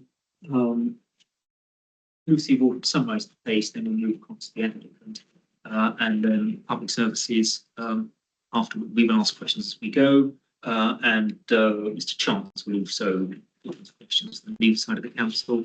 After, there are no members of the public present, so after questions, we'll move to summing up. I'd ask the applicant please to put their case. Sorry. Yeah. I'm obviously getting ahead of myself. There are only two of us. We are forward. Yes. But Councillor Elmy has had a serious short notice family illness he's had to take care of. Sorry, Lucy. No worries. This is an application for a premises licence for Chicken Valley 340 Edgware Road, London, W2 1EA. The application has been made by Crispies Enterprises Limited, represented today by Nigel Carter of Carter Consultancy and Urshad Tabib of the applicant company. The proposed variation is to extend late night refreshment 11 p.m. to 3 a.m. Monday to Sunday, to extend the opening hours to 11 a.m. to 3 a.m. Monday to Sunday, to vary conditions 1, 4, 5 and 6, and to add conditions. Full details of the application can be seen at page 286 of the report. Presentations were received from Environmental Health, represented today by Maxwell Podua, and the Metropolitan Police Service, represented today by PC David Morgan. The premises is situated within the Church Street ward and does not fall within a cumulative impact area or special considerations thing. That's all to me, Jack, unless you have any further questions. No, I don't. I'd like to ask the applicant to make this. I guess I could just ask for additional time, 15 minutes to do my submission. Make it a fairly economic 15 minutes, okay. I will go through as quickly as I can, Chair. Thank you, and good afternoon. As Lucy stated, this is a variation application to extend the terminal hours for Chicken Valley 340 Edgware Road from the current 1 a.m. finish to 3 a.m. Monday to Sunday. Whilst the name of the premises licence is Chicken Valley, it currently trades under the name Crispies and is part of that franchise. I can briefly explain the business model. Crispies are a group of franchise restaurants located throughout London. This is the 7th restaurant to open, with 2 more to follow in Wembley and Ruislip. Crispies operates as a restaurant serving freshly prepared food to customers dining inside the premises, customers collecting food, and during the currently permitted hours, customers ordering through online delivery platforms. There is table seating for a maximum of 36 persons, with very little takeaway expected. No alcohol will be permitted to be brought into the restaurant or consumed on the premises. Based on our existing experience, customers frequenting the restaurant after midnight generally eat their food inside and then leave the area. In general terms, customers will spend a period of 30 minutes, so do not go outside to smell it. Customers are certainly not encouraged to remain in the facility after vacating the venue. As Lucy said, there are 2 representations, one from the police from PC Morgan and one from Miss Appiah Anderson from the Council's Environmental Health Service, which I'll deal with first. Her objection is firstly on the grounds of policy and that the hours are much later than the recommended section HRS 1 of the Council's licensing policy. And secondly, that any extension until 3 a.m. may increase public nuisance in the area. Firstly, I would say that we started trading under Crispy's name in May this year and under Chicken Valley name from July 2025. To date, there have been no issues, and we have not come to the attention of the police or licensing authority in relation to undermining of the four licensing objectives. Whilst I accept this is a relatively short period of time, the premises previously traded as Chicken Valley from September 2010 with a terminal hour of 1 AM. And again, I'm not aware of any issues during that time. It's also worth noting that the terminal hour of 1 AM was granted under delegated authority in 2010, as there were no representations from responsive authorities or residents. Following her visit to my client's premises, you will see that Ms. Appiah Anderson has suggested additional conditions should members be persuaded to grant this application. Following discussions with my client, I can state that we are happy to agree conditions 1 to 7 and 9 to 10. In relation to condition 8, we maintain our desire to allow dining in and deliveries between the hours of 1 AM and 3 AM should the application be granted. I would point out that the police suggest an opposite condition on page 298 of the report, in that only deliveries be allowed between 1 AM and 3 AM. I can state that my client has been using delivery companies such as Uber Eats, Just Eat, etc. since July 2025, and they operate up until the current terminal hour of 1 AM. In that period of 12 months, there have been no issues with delivery drivers blocking the pavement or causing nuisance. The delivery drivers have a dedicated seating area where they can wait for their order and have access to the toilets. Men and women working at this time of night have no desire to hang around or loiter outside these types of premises. They get paid based on the number of deliveries they carry out, and so they want to pick up their order and leave the area as soon as possible. Whilst the Environmental Health Officer states that she believes there may be an increase in public nuisance, there is no evidence to show that any public nuisance occurs there at the moment, let alone that it will increase with a later terminal hour. We would argue that we are not currently the cause of any public nuisance and will not be should the application be granted. The other representation from PC Morgan at pages 296 to 299 of your report, and specifically relates to his assertion that the extended hours would undermine the prevention of crime and disorder licensing objective. He's included two maps on pages 297 and 298, which he suggests demonstrates the high level of crime, firstly in the last 3 months, and secondly over a 12-month period. Whilst I can't argue with the maps themselves, I would certainly call into question the veracity of the information contained therein. The map on page 297 covers a very large area and does not, in my submission, show that these crimes either occur in the vicinity of our premises, nor do they specify the times that these crimes occur. The second map, I respectfully suggest, is disingenuous in that it appears in that map of the crime over a 12-month period on any main road within London is likely to show a similar pattern. In my submission, the maps from PC Morgan are only relevant if they A, show the crimes are in the vicinity of my client's premises, and B, that they occur at times which are relevant to the application being sought, either from 11 PM to 1 AM or 11 PM till 3 AM. The maps produced do neither. You look at the maps which I've submitted at pages 38 to 40 of the additional information pack, which are actually produced by the Metropolitan Police Service. These show crimes in the immediate vicinity to my client's premises for the months of January through to May 2026, which I suggest provides a more accurate picture of crime and antisocial behaviour there. Members will note that for mapping purposes, crimes and antisocial behaviour are shown as being located in Penfold Place being the closest street to our restaurant. The table on page 38 gives you a breakdown of all offences. You'll see that over a period of 5 months, there were a total of 81 crimes recorded. 38 of those offences, or 47%, were shoplifting offences.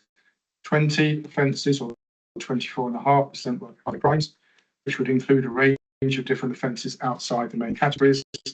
And only 7 offences related to violence or robbery. With regards to antisocial behaviour, this also made up a total of 7 offences, or 8.5%. I say this shows that crime and antisocial in the vicinity of my client's premises is not as serious a problem as the Metropolitan Police suggests. They are certainly very unlikely to contribute to shoplifting or other crime statistics. And over a period of 5 months, whilst regrettable, there is very little crime and antisocial behaviour shown here. Nothing to link it to Crispy's, nothing linking it to the existing terminal hour of 1 AM, and nothing to demonstrate that the extension of terminal hour by 2 hours would have a detrimental effect. I would argue that to grant the 2 hour extension would not, as now, undermine the licensing objectives. Yesterday, I received an additional report containing data showing instances of knife-enabled robbery and violence against the person for the period of May 2025 to May 2026. It's pertinent to note that the location of offences shown on page 3 of their report highlights that it's occurring outside McDonald's at 178 to 180 Edgware Road and Pepe's at 151 Edgware Road, both of which are the other side of the flyover and a significant distance from my client's premises. Whilst from the table produced, it shows that there are a greater number of offences of violence against the person on Wednesday, Saturday and Sundays. The number of offences is 10 on each of these days, compared to 7 on 3 other days and 8 on a Thursday. This is not in my submission statistically robust enough to demonstrate that these days are significantly worse than the rest of the week. The peak hours of 2300 to 0200 hours already overlaps with the last 2 hours of our current trading hours. We've had no issues with this type of crime since we began trading in 2025. The offences of robbery have a peak time of between 1600 and 2300 hours, which is outside of the licensable hours for late night refreshments, so I suggest not relevant to the application before you. Other statistics taken from the police.uk website show that the W2 1E8 postcode, which is covered by the Church Street Ward Policing Unit, that between February 2025 and January 2026, there are an average of 163 crimes per month here.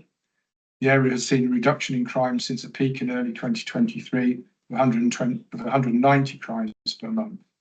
Majority of violent crimes occurred in an area south of Crispies, around the Edgware Road tube station, with the majority of antisocial behaviour offences occurring north of Crispies, around the Hatton Street area.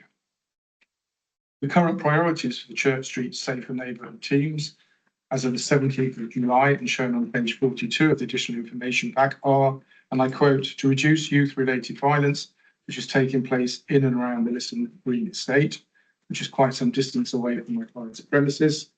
The other priority is to reduce incidents of antisocial behaviour on Church Street, NW8, and neighbouring estates, particularly addressing community concerns regarding nuisance behaviour, intimidation, noise, drug-related activity, and environmental antisocial behaviour. Again, this is north of the location of my client's premises.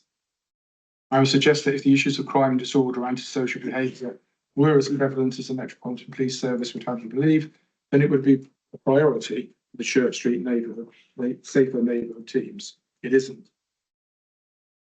With regard to the conditions proposed by PC Morgan, my client is willing to accept them all except for the 2 conditions shown on page 298. The first suggested condition I dealt with earlier in my submission. The second requiring a registered door supervisor after 2300 hours, we believe is unnecessary, as the condition at the top of the next page to risk assess the need for SIA is sufficient. My client has also applied to vary a number of conditions as shown at page 288 of your report. I'm aware that since COVID, the council have amended their licensing policy in order to support businesses following the devastating impact that COVID had on the hospitality industry. In the forward, it states the policy has been revised and the rest of the country continues to recover from the devastating effect of COVID-19 on the entertainment and hospitality sector. In response to the pandemic, we changed the approach we took to revising licensing policy to avoid placing additional restrictions on businesses. Section 182 guidance at paragraph 11.7, which whilst referring to a review of a premises licence, is in my submission still relevant to a premises licence variation. This part of the guidance states that a complaint such as crime and disorder in a general area, such as Edgware Road, should not generally be regarded as relevant unless it can be positively tied or linked to by casual connection to a particular premises. I believe this to be the case when examining both representations from responsible authorities and which is supported by the policing priorities I stated previously. Westminster Council's policy HRS Part B states that applications for hours outside of core hours will be considered on their merits and with particular regards to the following. B1, the demonstration of compliance and requirement to policies CD1, PS1, PN1 and CH1, associated with the likelihood of the effect of the grant of the licence for later hours in crime and disorder, public safety, public nuisance, and the protection of children from harm.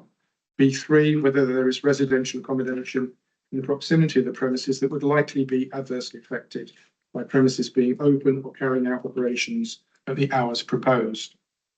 I believe I've demonstrated that premises have and will continue to promote 4 licensing objectives based on their conduct since opening in July 2025, the lack of issues relating to crime and antisocial behaviour in nearly 16 years since it first opened, as well as the robust conditions we have agreed with both the police and environmental health, which adequately promote the 4 licensing objectives. I have shown from the statistics I presented that crime, disorder and antisocial behaviour in the vicinities of Crispies are not and have not been major concerns to police over the preceding 5 months, and I see no reason for that not to continue. Whilst I understand that members will decide the outcome of this application based on the evidence placed before them today, I believe it's pertinent to mention that Taco Bell, a similar fast food outlet situated just 3 doors from Crispies, was granted a new premises licence until 3 a.m, revision of late night operations in 2022. Condition limiting the hours for deliveries wasn't imposed, and the condition I suggested for SIA, if a risk assessment deemed necessary, was. I suggested that your colleagues at the time satisfied that these premises would not undermine the licensing objectives if granted a terminal hour of 3 a.m, and I suggest that the same is true for the application before you today. There were no objections from residents, despite the fact that the premises have been trading with a terminal hour of 1 a.m. since 2010, which I suggest should provide members with the confidence to grant this application in the knowledge that it won't undermine the licensing objectives. I would ask members to grant this application in full. Thank you. Thank you for your presentation. Yeah, thank you, Chair. So firstly, just to clear, you will be having a SIA supervisor at the door? Or? No, we agree the condition that says that we would risk assess whether we need it. So if there was an event going on in the area, or if the local police suggested that we needed, or that if we found that between 1 a.m. and 3 a.m. there was a need, then that would be part of the risk assessment. And you said it won't be alcohol and you will not allow anybody to. That's correct. So how would you? We refuse service to people. Who's going to refuse? Member of staff? Or? Yeah. So let's say, I'm just trying to understand scenario. Somebody walks into your store with an alcohol. And how many members of staff will be having during your service? That's 5 to 6 people.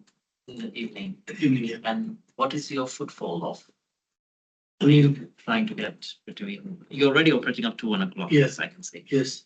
I wouldn't say we're extremely busy like at the brands in the area because we are still a new brand. But I mean, we get a decent footfall. Yeah. What is the age group of your decent footfall? I mean, mostly working people. It's mostly people that are going to work, coming back from work. Do you bring the map of the shop? So you won't be having a SIA, you have 5 staff members and Staff are mostly from the local area. Do you lock incidents such as when you're refusing somebody to bring alcohol or?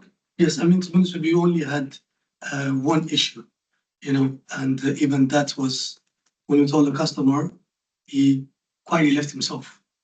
He didn't argue or anything like that, so we had no issues. We had an incident at all. I heard Mr. Nigel said about there's no crime happening in your premises. Yes.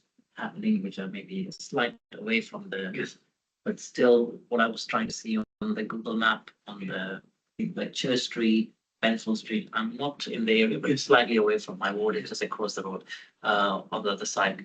The data what you've shown, I understand it's not too many crime, as you say, but even one single life is a big matter. Definitely. And this streets, to my understanding, is one of the crazy street of stabbing crimes being noted in a couple of years or recently. Maybe police will highlight that more.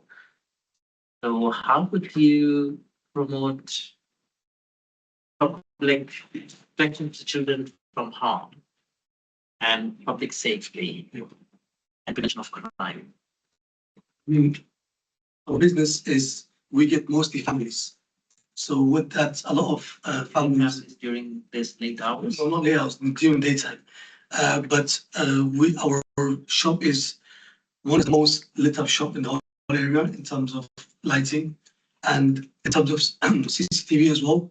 We have the latest technology in terms of CCTV, where we have provided CCTV to the police in the recent last 3 months, maybe twice, a few hours, not relating to our business, but to other incidents in the area and stuff like that. So, I mean, look, our staff, they speak, they're very well spoken. Majority of them are from the local community, so they have gone to schools in the same area. We have, most of the people that staff, they communicate well.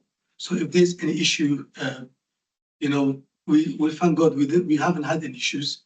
But if there is a problem, for example, if somebody is coming and they're not happy about certain thing with the food or complain about something, we try to resolve it, straight away. We don't drag it out. We make sure that the customer is happy and leaves with a smile. So, I mean, we try our best, to serve customers with a smile. And I think this is one of the reasons where actually this brand started on Harrow Road, literally 7 minutes from Edgware Road Station. So the brand is very popular within the local community of the W2 area, because our other shop is literally 7 minutes where we started this brand founded. So the people that come here, they are regular customers and they're very respectful to our staff, and likewise our staff are to our customers as well. Do you do any kind of, as you're open already one, do you do any kind of litter picking inspection around? I mean, we do have our staff they clean outside our shop if there's anything, but not, I wouldn't say like going across the different shops. No, but opposite our own premises is clean constantly. Does your business depends from the hours you have now, from core hour to one? Does your business depends more on delivery or walk-ins? It's a mostly also delivery. Yeah. Yeah, delivery. What's the number of, from 1 to 3, what are your expectations? How much more business you think you will make? Well, to be honest with you, because we're a new brand, and if you know Edgware Road, the last 3-4 months, there have been 18 new businesses that's opened.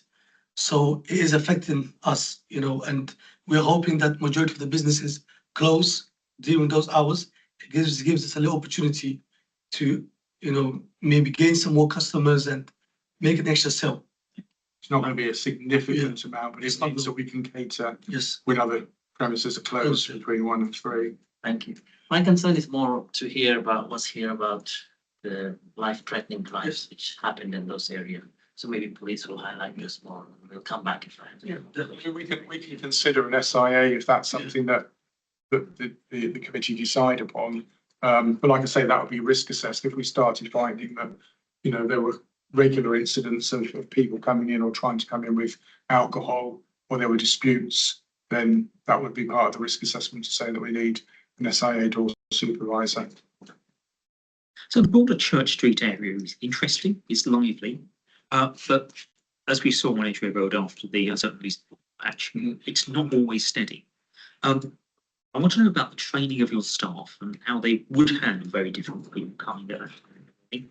If you get people coming in drunk and potentially violent, they only have to act once, or people came in who were obviously vulnerable and not in a fit state to look after themselves. Bearing in mind that these sort of footfall and police and things like that time in the morning, you're not going to get someone coming to you very quickly. Well, we have an area we have an area down by there's a place where the pizza served. There's seating down there. So if somebody came in that was vulnerable, they would certainly be asked to sit there, and then we would call the relevant people, whether they need an ambulance, whether they need the police to come and assist us in those training for staff. Yes, I mean, all our staff are trained. They all have level 2. Some of our staff are. We have actually one staff in Edgware Road who had previously an SIA badge, and he was working as security, and he is the night shift manager.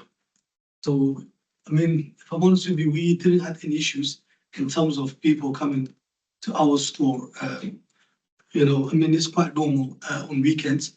We get people that are a little bit drunk, but that doesn't mean they come here for a problem. They mostly come to get food, and they take, either buses or they wait for taxis and they leave. So we had no issues at all.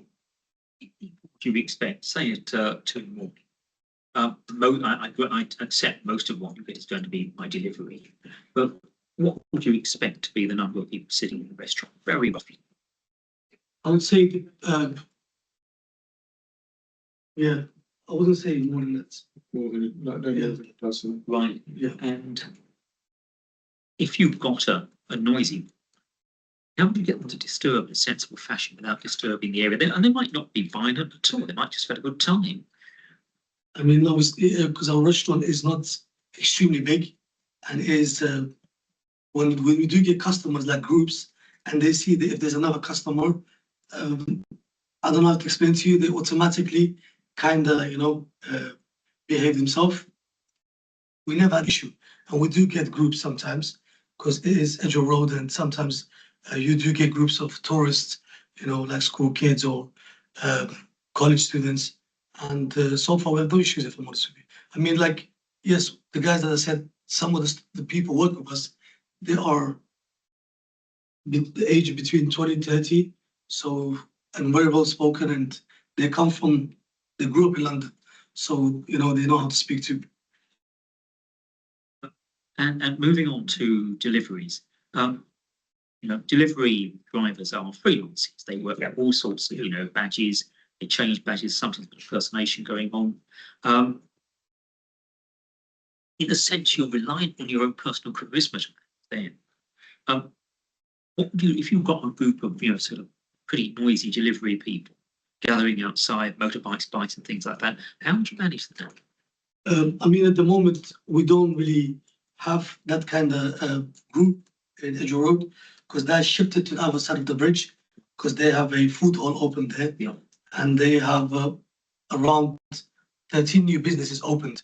So all the drivers, they try their best to be on that side of the bridge because of businesses more that side.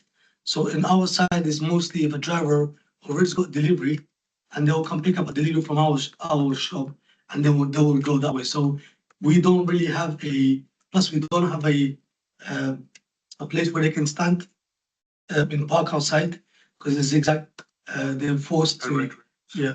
So they can't really, And this is more of the daytime, the late nights. Late nights, not really. We don't have anybody in park outside. They would have issues for the period from 11 till 1. So I don't see there's any reason that it would be any different between 1 and 3. So tell me about sort of close down the restaurant. And it's not simply a matter of dispersal of those people who are there. Staff need to get home. And presumably activity won't stop till quite a bit later. You've got to clean kitchens and things like that. How's soundproofing? So you're not actually making too much noise at that point. I don't know the residents of Palace or beside us. There's no issues with noise escaping from premises. There's no issues of noise escape.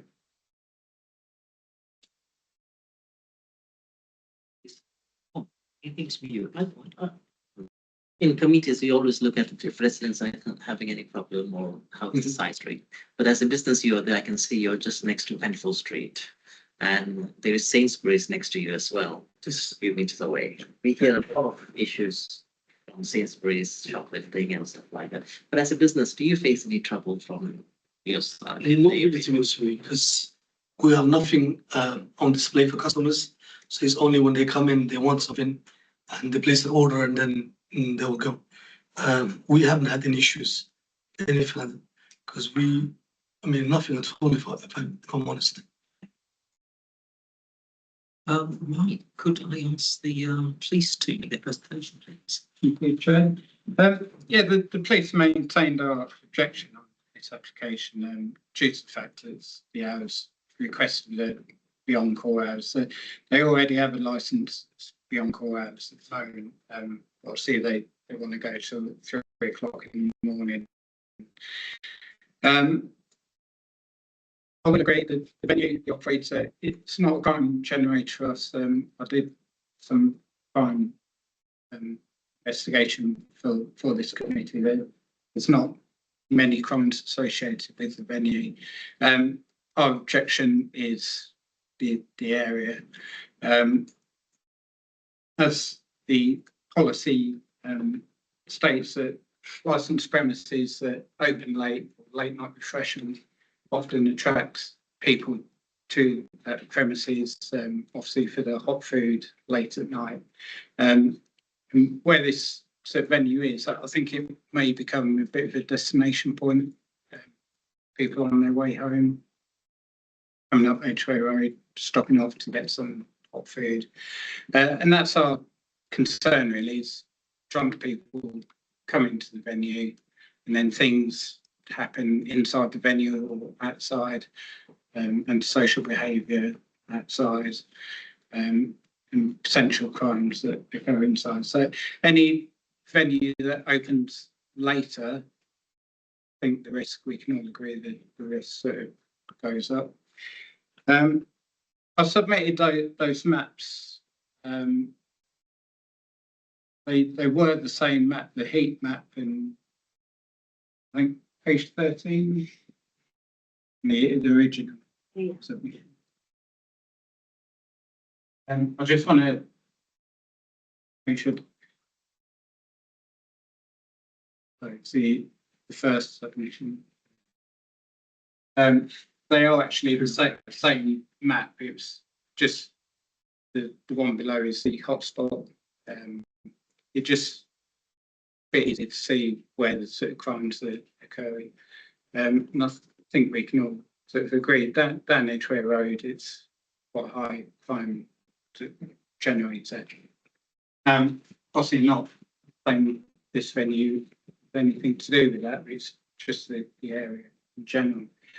And the forest that I submitted, there obviously is, in the last 12 months, been an increase in knife-enabled crime, either robberies or assaults with knives. So much so that the Met Police have, this isn't the whole document, I couldn't submit the whole document, a lot of it's confidential. So I've taken out the bits that I could.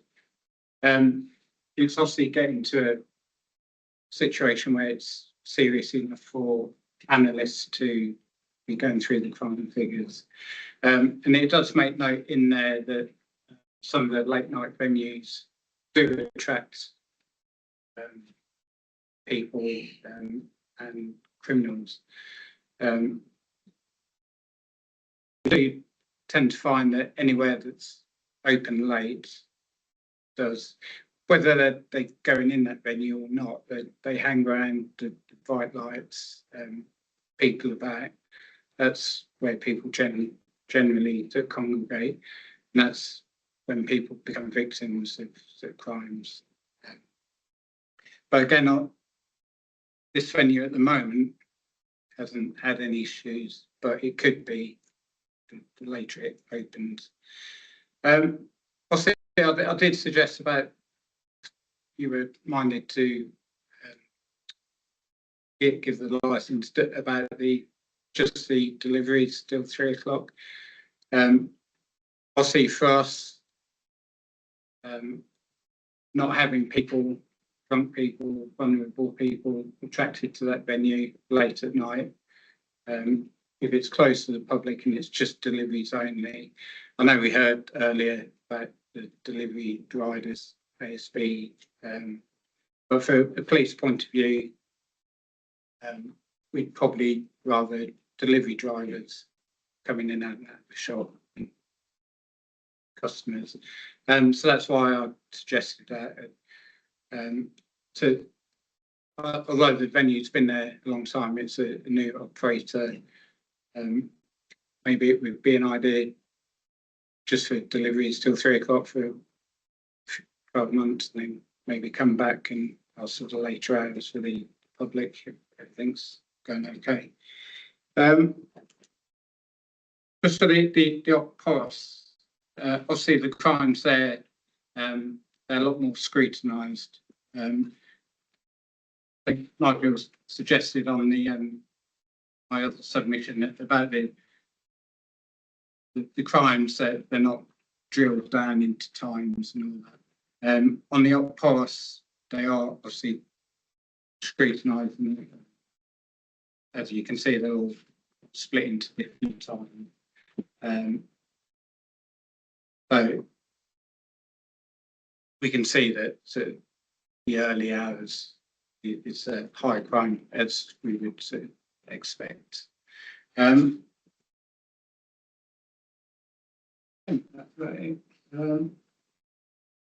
Any questions? Yes. So we heard earlier on that Taco Bell got a late license. Do you know, is there anything from that that license which might put it one way or another? I think, but as in conditions. Well, I'm thinking more about, is there any evidence of because of Taco Bell, is there more crime because of that? No, I can't. What I would say, obviously, the more venues that open later, and could I ask the applicant how they might feel in principle to just deliveries to start with?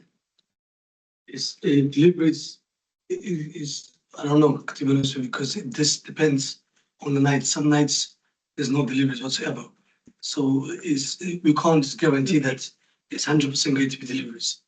We prefer it. Had to ask. Yeah, absolutely.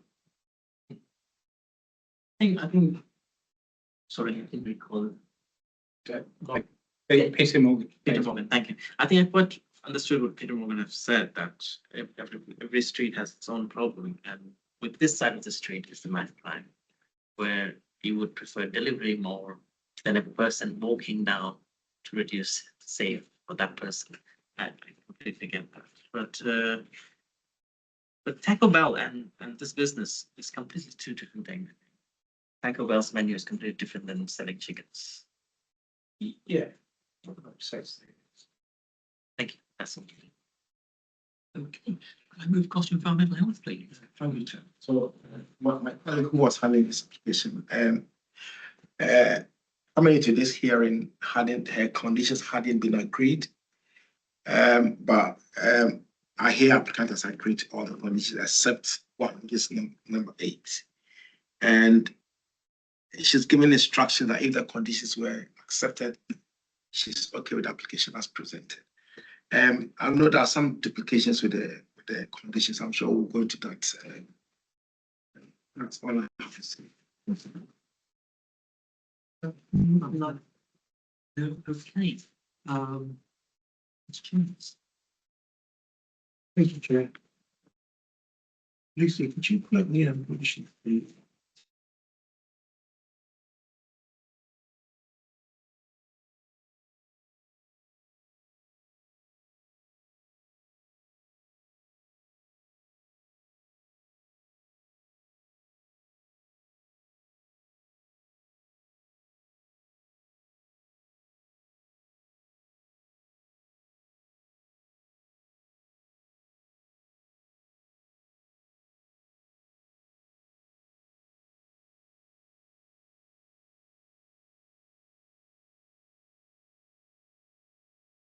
So on page 307, you've got condition 1. 9,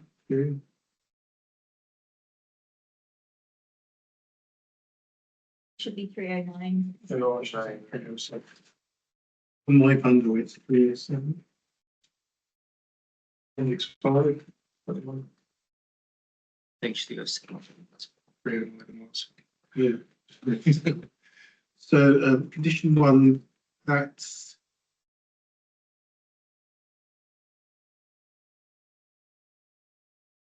the new model condition. Yeah. Condition 4. That's the new model condition. Likewise with condition 5.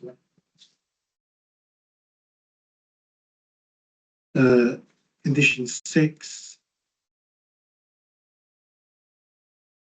That should be a direct number for the manage on duty.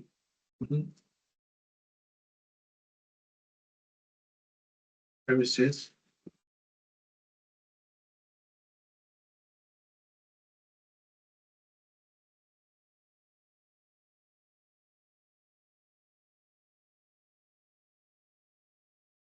Seven.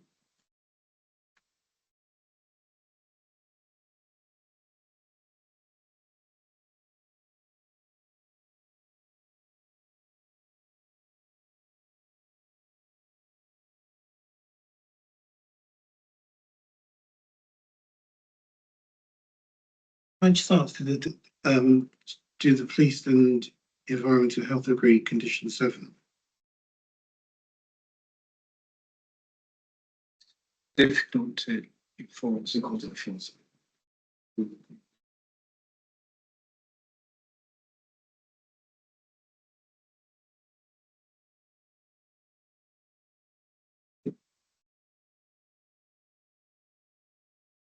think for the reasons given, that condition should be deleted.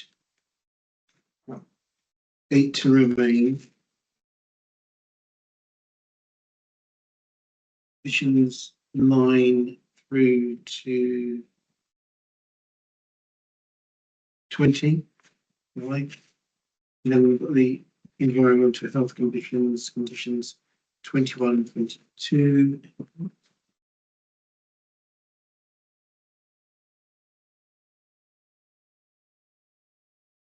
And conditions 23 right through to 33. Then to be 23 is the one that's they're asking for sales to be carried out by third-party delivery drivers only, which we want to have customers as well at that time. 24, you want to risk assess. And 24, we want the risk assessment as opposed to the condition of SIA and duty. Right.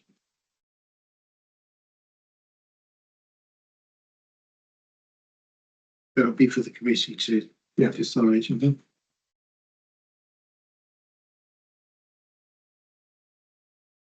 The rest of after 33 are. So the rest are all agreed. Yes.